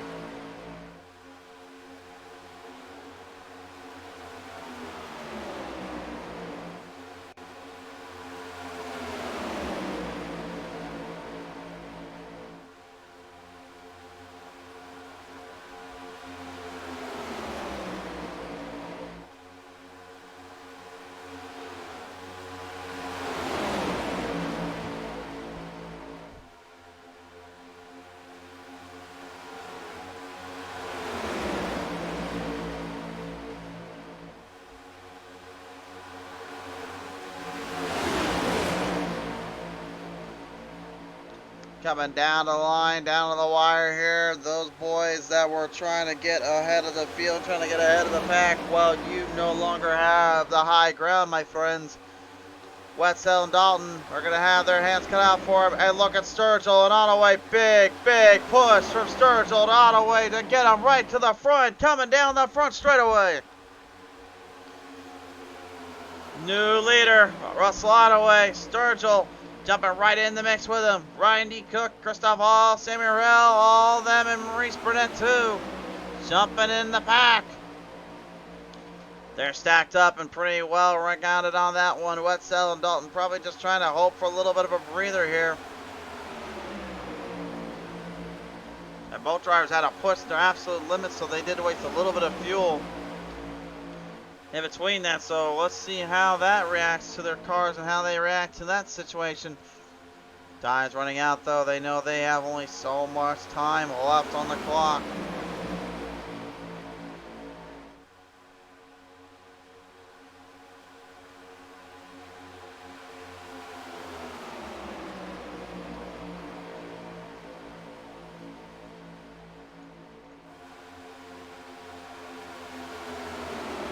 So much anticipation and trepidation here from everybody involved.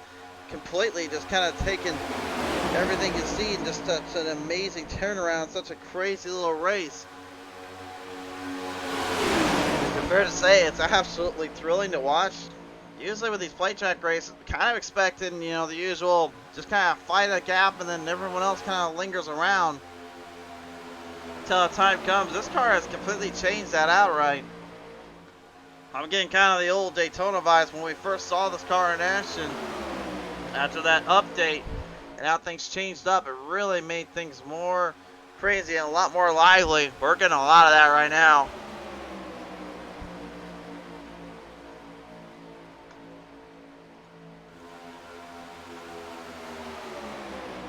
Ottaway, Sturgill, Harrell right now continuing to make their way up into the Viner, up into the fight. Taylor Mays, number 24, Taylor right now trying to stay in control of his own destiny and staying out of trouble.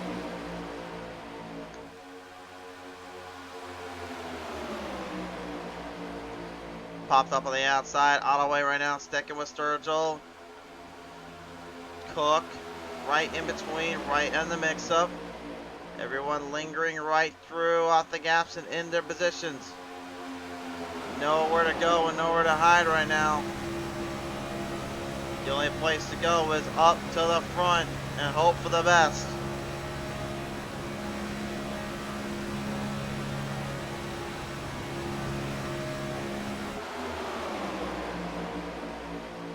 Just a mere 33 laps left. Or 34, I should say, technically 33 next time on by. Lap traffic up ahead, looks like that is going to be Simley and Dario up ahead there. Hard to believe too, Simley and Dario earlier on doing such a great job taking control of the lead or taking control of top spots here. Now to only be thrown into a bit of a bad spot, a bit of a bad patch into a bit of a bad spot here. I wouldn't even know what to even think about or what to even take from that. If that even happened to me, I don't even know how to feel. I just know I'd be completely stunned and feeling a little bit crazy about how that even began to begin with.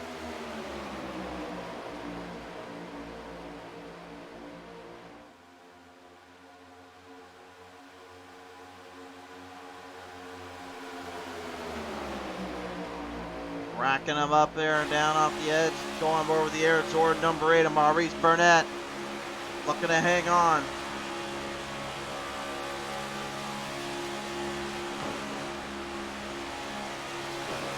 Eye on the outside right now. Every driver here just trying to see if they can make their right time and their right execution before it's too little too late. Sam Morrell jumping to the race lead here. And it looks like Dayton Taylor right in that mix as well. So you got some Toyotas now actually starting to take control. And again, there's only 3 of them. And you got 2 of them in the top 5. I think you might have yourself something to really think about there if you're a Ford or Chevy driver. Simley and Dario are not too far up ahead here. They're actually on the on the other half of the track here. With both guys just trying to work together and get something figured out. At this point though, the only thing that's going to help them or save them is a caution. Even if everybody went into pit road, they would have to at least only take so much fuel and then get out of there. The pace would just be too hard to catch back up. It's just not something feasible you can do with this car.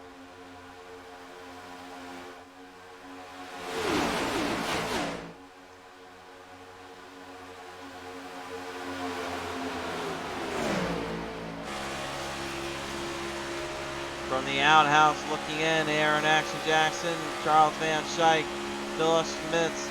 They are all right now just being very, very cautious in terms of mobility and roll their car.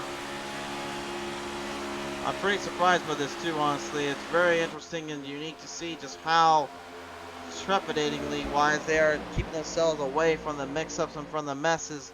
But yet at the same time, they know they're all going to have to probably go into pit road at least one more time around.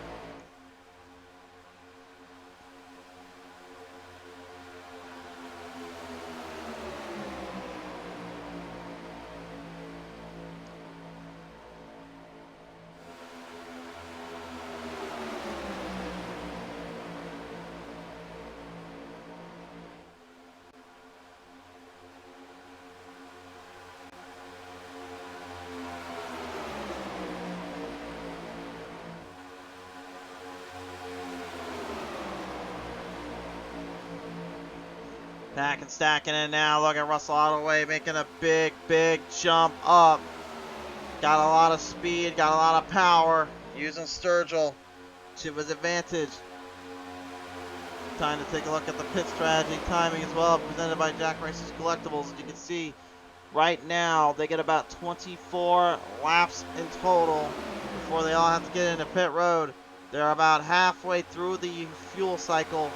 So that means there could be some openings here for these drivers. As Sturgill makes an impressive jump around and makes his move and times his shot.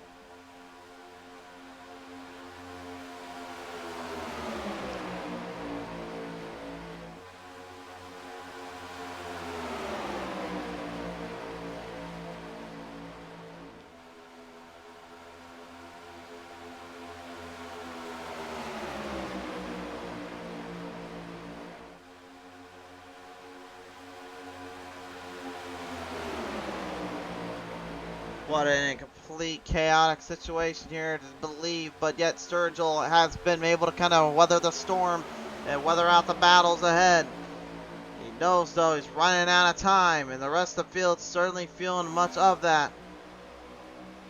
Those now trying to jump to the front here, seemingly thinking it may be time to start making some moves and making some jumps before they start to get a little too close to pit road. If I'm honest with these drivers right now on that top side, all I'm thinking is get to the bottom as soon as possible. Don't worry about what's going on literally right in front of you or behind. Get to the bottom. Get to where you can get into pit road and get yourself settled up. Worry about trying to draft to the top spot later. I would think, though, a lot of them are probably, too, thinking that if they get to a certain leg or a certain angle, they may be able to actually use that to their advantage. Hard to say, really. Either way, a full fuel run and a full fuel jump will be certainly needed here to get through the rest of this race. Although I guarantee you somebody will be trying to just give themselves only the extreme minimum, and then from there run it to the course.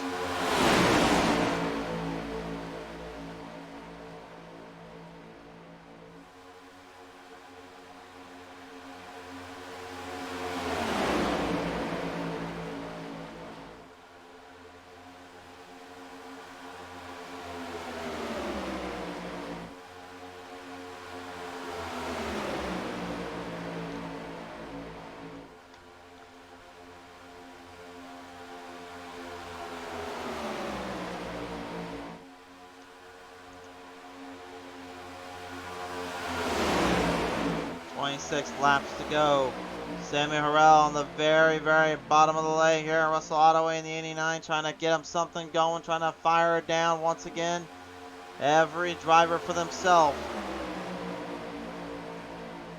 Dayton Taylor, the 45 right now, looking to make some moves, making some grapples up to the front. Time running in closer. Ottaway. Uh-oh, hold on. Oh my, Sturgill and Ottaway, they were pushing some fine lines there, but they managed to hang it down. This is exactly where they need to be. So at this point, I would stay right where they're at, and I wouldn't even try to do anything crazy here. Cook and Hall, though, you know, they'll be trying to figure something out. Sammy Harrell, too, probably looking at maybe making that jump, making that birch and that spurge there.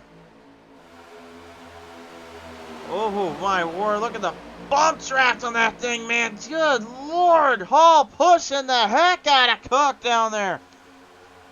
And again, you can just see Cook, he just continues. The further he gets along with it, the worse the car gets out of shape. There's only so much he can do, but again, with that power and the extra give, over 200 plus miles per hour to make the jump into the top spot, he takes the lead away. Oh my. Hall was going at 201 miles per hour when he was pushing the heck out of Ryan D. Cook. Cook only managed to get about 196 tops. But you wouldn't be able to believe that if you even seen it.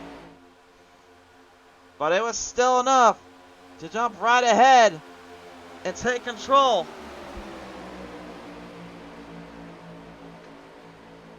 Now with that said in motion though, now comes the absolute tricky part here, which is those behind. What do they do? Do they try to stick with the draft they're in, or do they try to find another leg up, or trying to find another pace? If I'm any of these guys right now here, I am thinking pit road needs to be getting closer into my field vision and closer into my spot, especially considering they only got about 6 more laps left on the fuel mileage run. Race Burnett, look at this. Are we going to add another one to the name, taking the race lead, Wade? Well, find out here. Burnett looks like he's going to do it, though. And Kramer coming down with him. Not going to get him there. Burnett is going to get himself a race lead spot here. I think nearly the whole field has now got themselves a chance in the race lead. I think the only ones I think we're missing right now is Wild, Shike, I think Simley. No, actually, I think Simley already got one earlier. Holyfield for sure, which, unfortunately, I hate to say it, he's going to be out of that category. Jackson, Woods, and I believe the only other one missing in that category was Ryan D. Cook and Dakota Kramer, but Cook already got himself in there. Kramer's the only one left out of that bunch I just mentioned.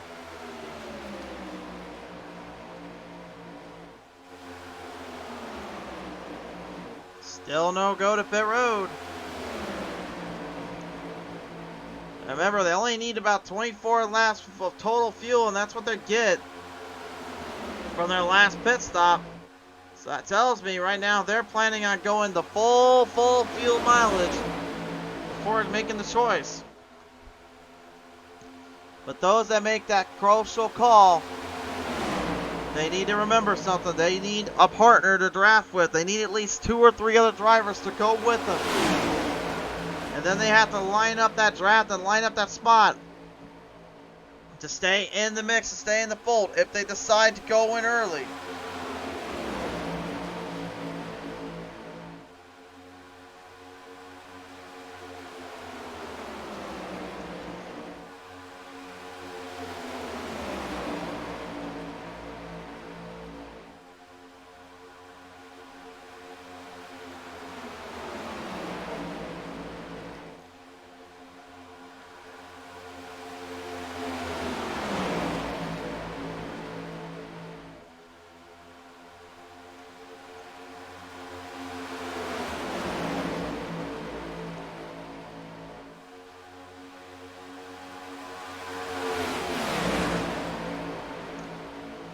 Coming down to the final legs of it here. The field just trying to pace their way through.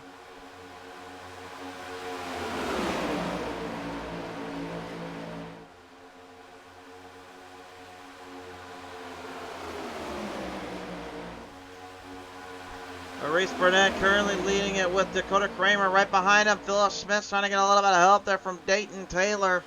And Dayton, I believe, already has got a win to his name here as well. I believe anyway. I'm not completely sure there. I gotta kind of look up my sketch notes on that one, honestly. But I'm almost for certain we do have got a win on him already this season.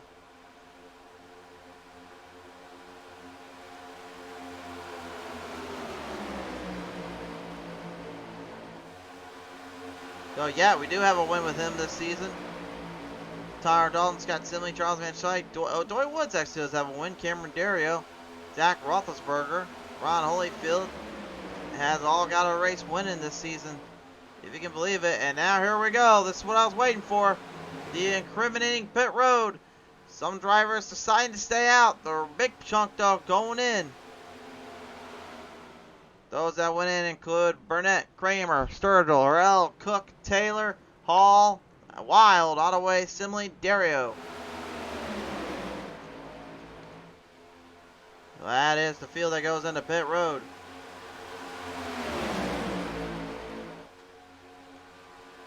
Tyler Dalton going to stay out there, as well as Aaron Action Jackson, Charles Van Slyke, Philip Schmitz as well.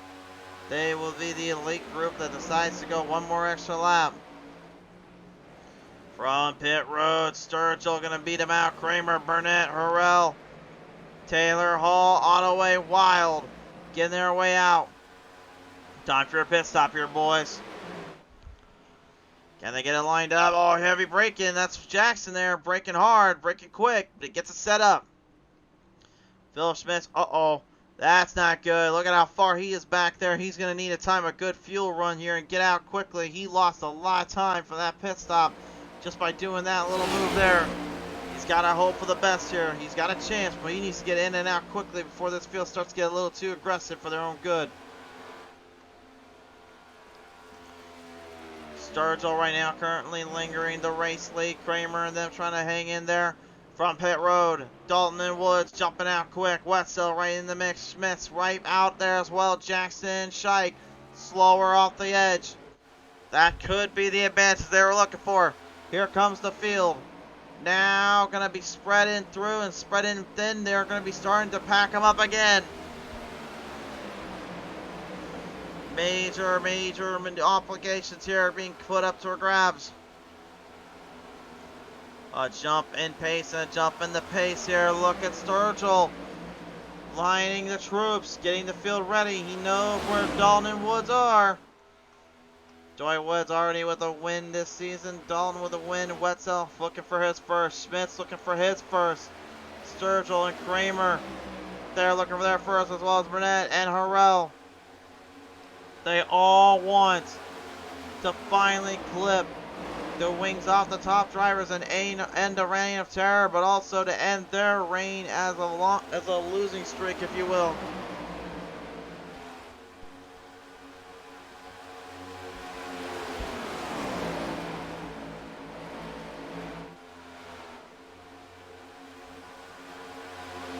I mean, just though, how many times more can you go? How many more positions will you bring to the table before you can finally get it figured out here?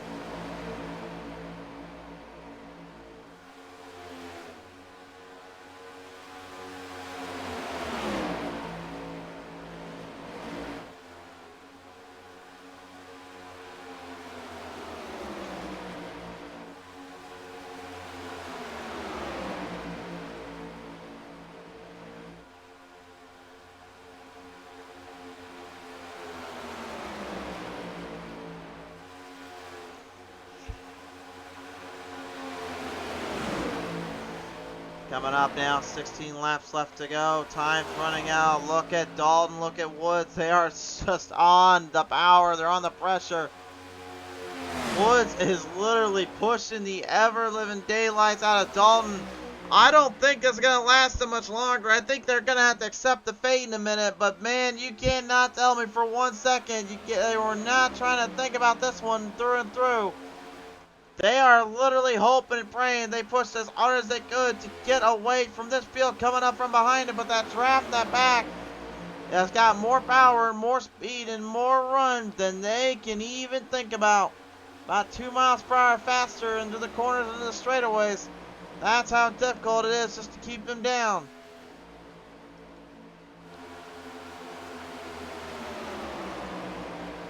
Jackson and Wetzel right now, look at them moving their way up. Look at that move off there. Jackson and Shyke going right in. Now Wetzel joins the fray. I don't know if I necessarily be trying to do it this early, though. You still got to catch that pack up ahead of them. And then you got to figure out a way to get around them. Shyke, though, oh my, look out. Big draft, big pump draft, big push, big shove coming to the front. Problem is, Sturgill and Kramer and Burnett all have their marks lined up on one team of drivers, and that's these guys up ahead. Maybe it might have been not have been a bad idea to go to the outside this early. Jackson getting a good jump there with Shyke. Looks like they finally got something. Woods and Dalton trying to hold up, but Sturgill and the whole field coming up right behind them. Alright, so say Jackson in the field coming up from behind him. Jackson though, oh, he left his own partner high and dry there. Shite gonna try to jump back with him. He makes the move and makes the run. Wetzel left behind. Now it's Wild and Harrell trying to use their partners to their drafted advantage. And the funny thing is, they thought they got close enough to Woods and Dalton. The fact is, they haven't even gotten anywhere near them. They've only got they've only got about 0.5 of a second still to go. But that's still time for Woods and Dalton to figure something out. Now Scheid finally getting a good run. He's going to line him up, looking for the run, coming through the turn number 1. What will he do? He's going to stay low with him. He's going to get the whole field with him. Jackson right in that mix too. Can Jackson finally knocks one out of the ballpark? Scheid trying to do the same. Looking for another win. He's one of the only drivers that got multiple wins in multiple series this season. Yes, he's got a win in the trucks. Yes, he's got a win in the cup. But right now, he's got his hands cut out, his hands full, and his work cut out for him. Almost like he's just driving with no hands at this point. He's just trying to use that fast paddle as much as he can to hope for the best.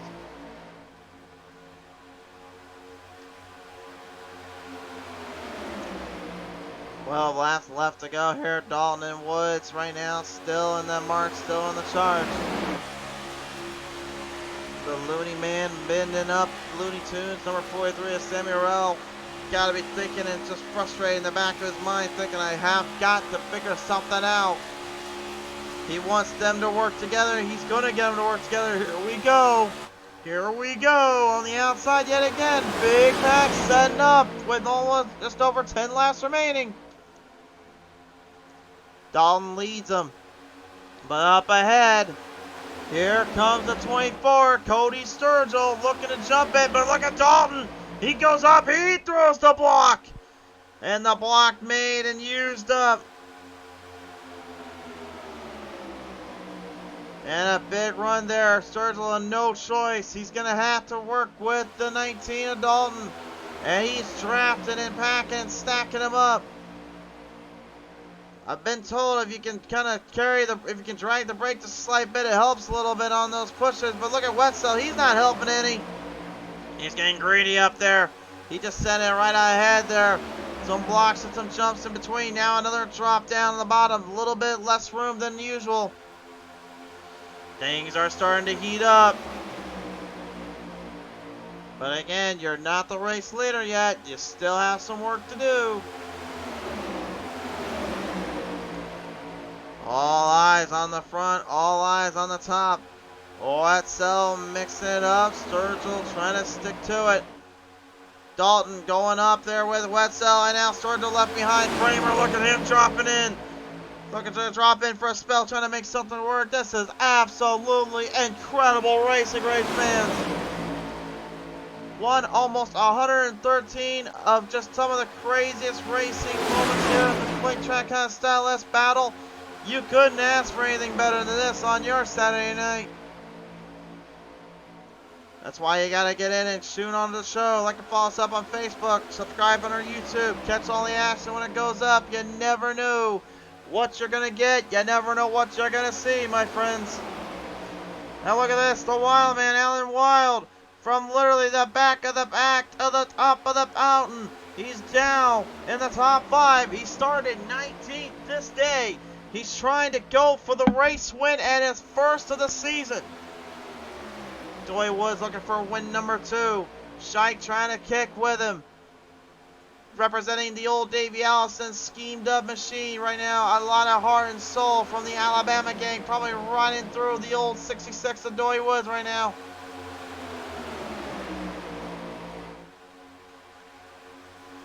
Anybody's guess now where this one goes and what happens from here. All I do know is that you cannot let up. You cannot give up.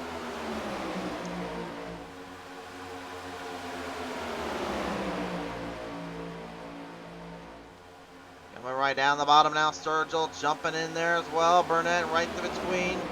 Corral looks like he's getting trapped there a little bit. The whole field kind of caving themselves in, although really I don't know how much longer they can wait. Oh, look out down there! Look out! Look out! Hold on, hold on! Dayton, can he save it? No, he can't save it. He's going to get stuck down the bottom. Dayton Taylor's race is over with. Samuel and Maurice Burnett clipped up in between. Dayton will get it refired, but he's going to need a lot of help now. He's just lost any chance or hope to win this race out. Oh my goodness, completely just thrown out of the distance and off the wire now. Nothing he can do about it. Charles Van Schaik, Doy Wood staying completely pressured and staying under the cool. Aaron Jackson, Alan Wild, Christoph Hall in the top 5. 3 of these drivers never been to victory lane. 2 of them looking for multiple wins this season. Charles Van Schaik's already got a couple to him. Doy looking for a second.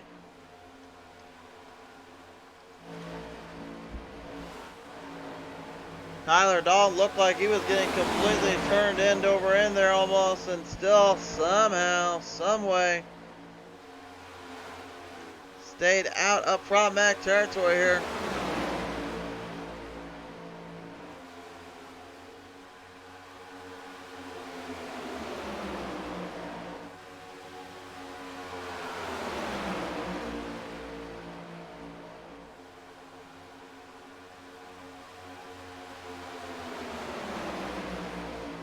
Lingering their way through now. Look at the gap starting to separate out. That gap behind there is now in deep, deep trouble.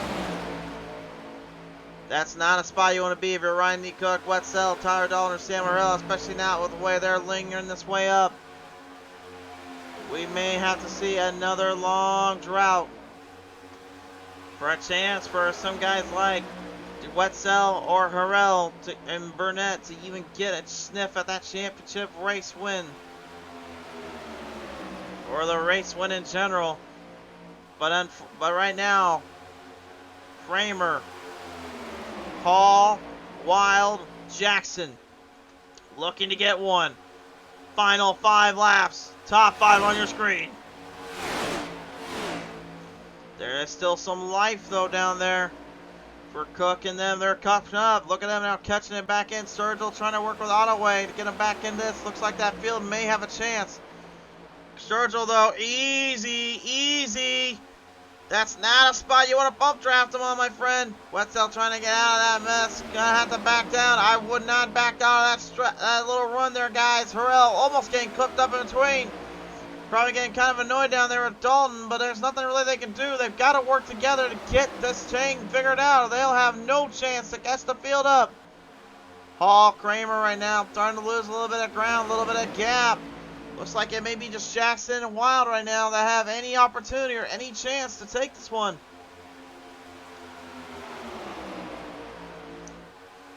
It's going to be close. 4 laps to go. And remember what we saw earlier, Sturgill taking some stage points home by simply just waiting till the last lap to make his move on the outside off of corner 4. Could that be the strategy for Schaik? Could that be the strategy for Wild? Or even could that be the strategy for Jackson? If they do make that move, though, they're going to have to time it just right. Philip Smith is out of the race here. He has lost control and power of the 18. He's done for the day. A tough break there for him. But nothing he can really do about it. 3 laps coming up. If they stay under the green, this might be a wild 4-car finish. And again, though, they're not out of the woods yet. Look at this gap now right behind them. These drivers behind just will not die. They won't quit. Kramer trying as he might, trying everything he can. He is pushing Hall as hard as he gives for one more chance, just one more shot to possibly take control of this race. There is the gap. Can they do it? Can they do it? It's about just under a second left. They have a little bit of run. They have a little bit of leeway. They're going to only have 2 laps to go. I don't think they have enough time. I know it's still 2.66 miles and turns for each lap, but I don't know. I don't know if that's enough time to catch them. I might be having to count my chickens before I hatch, though. Looks like they might. It's down to a half second. This is a possibility chance here. 2 to go. The guys up front right now. There it is. They did catch him. They did catch him. And Wild to the top, trying to make the run from the between. Hall gonna shoot him down between there. They're gonna gap him up. Jackson trying to stick with it as well. They'll hang on just for a little longer. Oh my, hold on down there. We can get it to one more. We can give this one to the end. One more lap coming up, presented by Global Strategy Team and Jack Racing Collectibles. Do not turn that camera off. Here we go. Hall behind Shike, trying to straighten her out. The field behind, trying to stick with it. Could be anybody's guess. Wetzel has found a little leg up, trying to make one last cast for it. Kramer trying to jump, trying to move it. Hall right behind. They'll shoot the gap off. Hall now got Shike right in front of him, trying to draft him out down to the end. Shike is going to get left all alone. Hall has to throw the jump. He's throwing the punch. He throws the hit. Another hit. A jab in the back. Another run to the top. Hall trying to get there. Looking for the win. It's going to be between these two to the line. Hall's blocked. Hall is blocked. Shike coming down the line to the finish line. Christoph Hall will get it to the line. A massive pileup ensues down off the back on the front straightaway, but Christoph Hall at last will finally do it. He's going to get a win this season and take down the great and Charles Van Schijk. Unbelievable to the line. Oh, my goodness.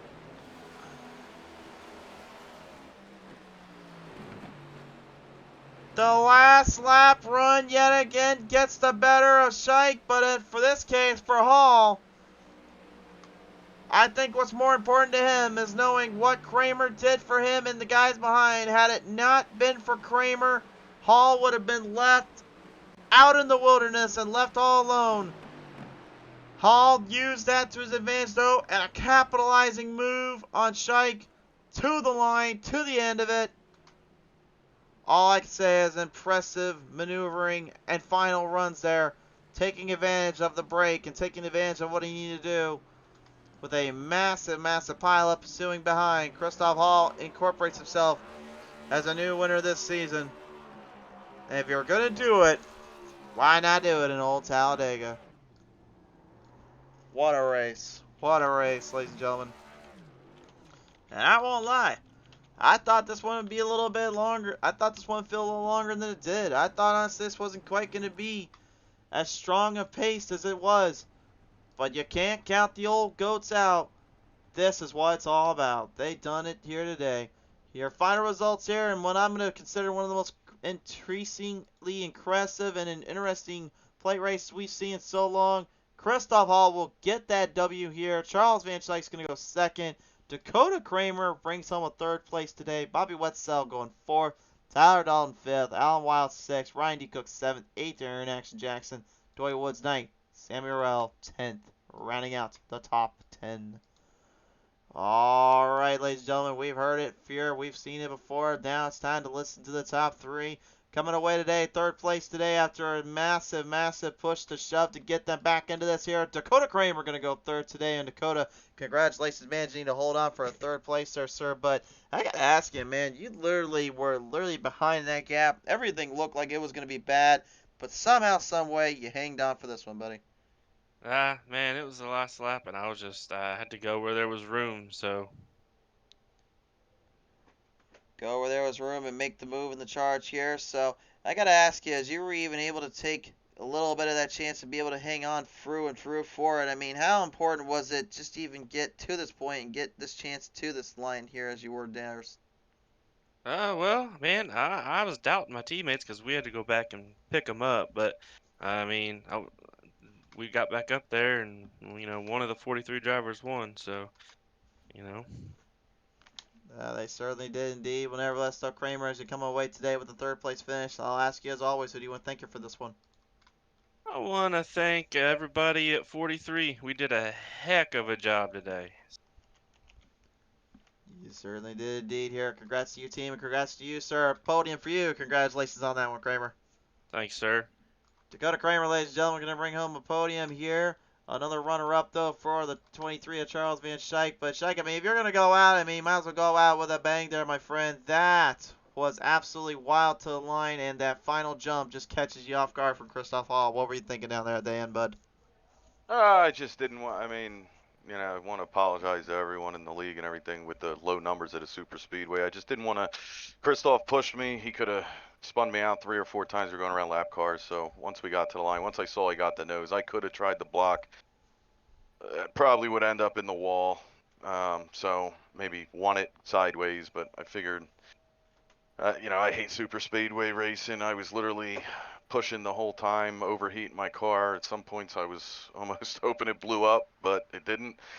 So yeah, I mean, it was good run at the end, and good run overall. I think one caution. I think there should have been a second one, but it didn't get called. But yeah, I mean, other than that, it was fun. It was nice to have my teammates working with them the whole time instead of being spread out. So it was fun. Fun indeed to see, fun indeed to watch. I know I may get a little hate for saying this from your league too, but honestly, I think for what we had was quality over quantity, and this was some quality fine racing throughout, sir. I mean, absolutely insane just how much maneuvering these drivers and you had to make through just to be able to stay in control and in contention with this kind of racing here, sir. Yeah, I definitely think out of our 3 series, this one and our Thursday night, it probably is our best racing, and it has our lower numbers, obviously. Um, I think the green flag pit stops, I mean, were pretty smooth. I'm sure they probably look pretty cool depending on what camera angle you were on when they were going down. But yeah, I mean, clean racing, little tempers here and there, but that's super speedway racing. That's just racing in general. So. Well, it certainly is indeed, and it is kind of the case we always make whenever we go out on the track. But nevertheless, my friend, you are going to be able to hang on and take a nice top honor. So, Shike, as you come away second, who do you want to thank for this one, sir? Thank you for doing the broadcast, the admins that helped me out every race, the Sim 500 guys, admins who helped me out with setting everything up. I'm a computer idiot, so having someone like Tyler helping out all the time is huge. And then obviously the teammates tonight, Cam, Ricky, and Aaron, and then the other teammates that weren't there, John and Ron. So, and then other than that, global strategy team, Jack's Racing Collectibles.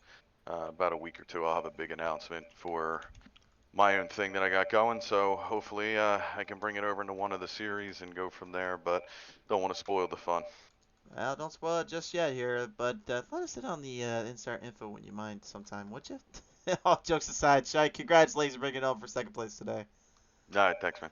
Charles Van Schaik, ladies and gentlemen, going to bring it home second, but this guy hasn't tasted victory lane at all, really, in so long. Christoph Hall, finally, you got one figured out. You got one your way today, sir. Congratulations getting this one in your grasp, in your bank today.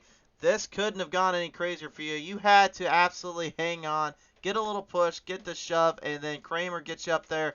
Then comes the final duel between you and Van Schaik. I don't think it could have really ridden that anymore if you try. The only thing you're missing, I think, was probably just some Star Wars, like, Duel of Fates music in there, my friend. It was crazy. I don't think we could have had a better race going on. I mean, between the 3 wide and everything else, 43 Racing did a great job. Got to thank all my teammates, especially Sammy. Dude's a super speedway guru. He knows what to do here. Unfortunate strategy didn't quite work out to where all of us could have been there at the very end, but I mean, I'm just super grateful and super happy to taste, like you said, victory lane again, especially in Cup. It's super speedways, man. They're always exciting. Always exciting, always crazy to believe and crazy to see here. I know there's a lot going on for you and your mind, your team here. Getting this first one, though, after so long of waiting for it, I mean, how important, how precious was this win for you today? It's just good. Not only that, but now I'm locked into the playoffs. I think so. I don't have to worry about that now. It's just glad to represent the team, man. It's always nice to prove that you can get wins and that you are one of the top, one of the better end drivers in the league. For sure there. You are indeed now one of the elite fields to go towards the playoffs here. But in this case here, I got to ask you, sir, who do you want to thank you for this first win after all? Of course, all my teammates, Sammy, CJ, Russell, Maurice, Ryan, Russell. Gotta think of my buddy Darren. I don't know if he's watching or not. And anyone else that I may have missed. Thanks, man, and of course you. If sure there, Christoph, man, well earned and deserved. Congratulations, finally getting this one knocked off your list. Thanks, man. Christoph Hall, ladies and gentlemen, finally gets one off and gets victory lane in his sights. Race fans, that'll about do it for our coverage here. Thank you all so much for watching and tuning in. It's been a pleasure. It's been chaotic, and we'll see you next time.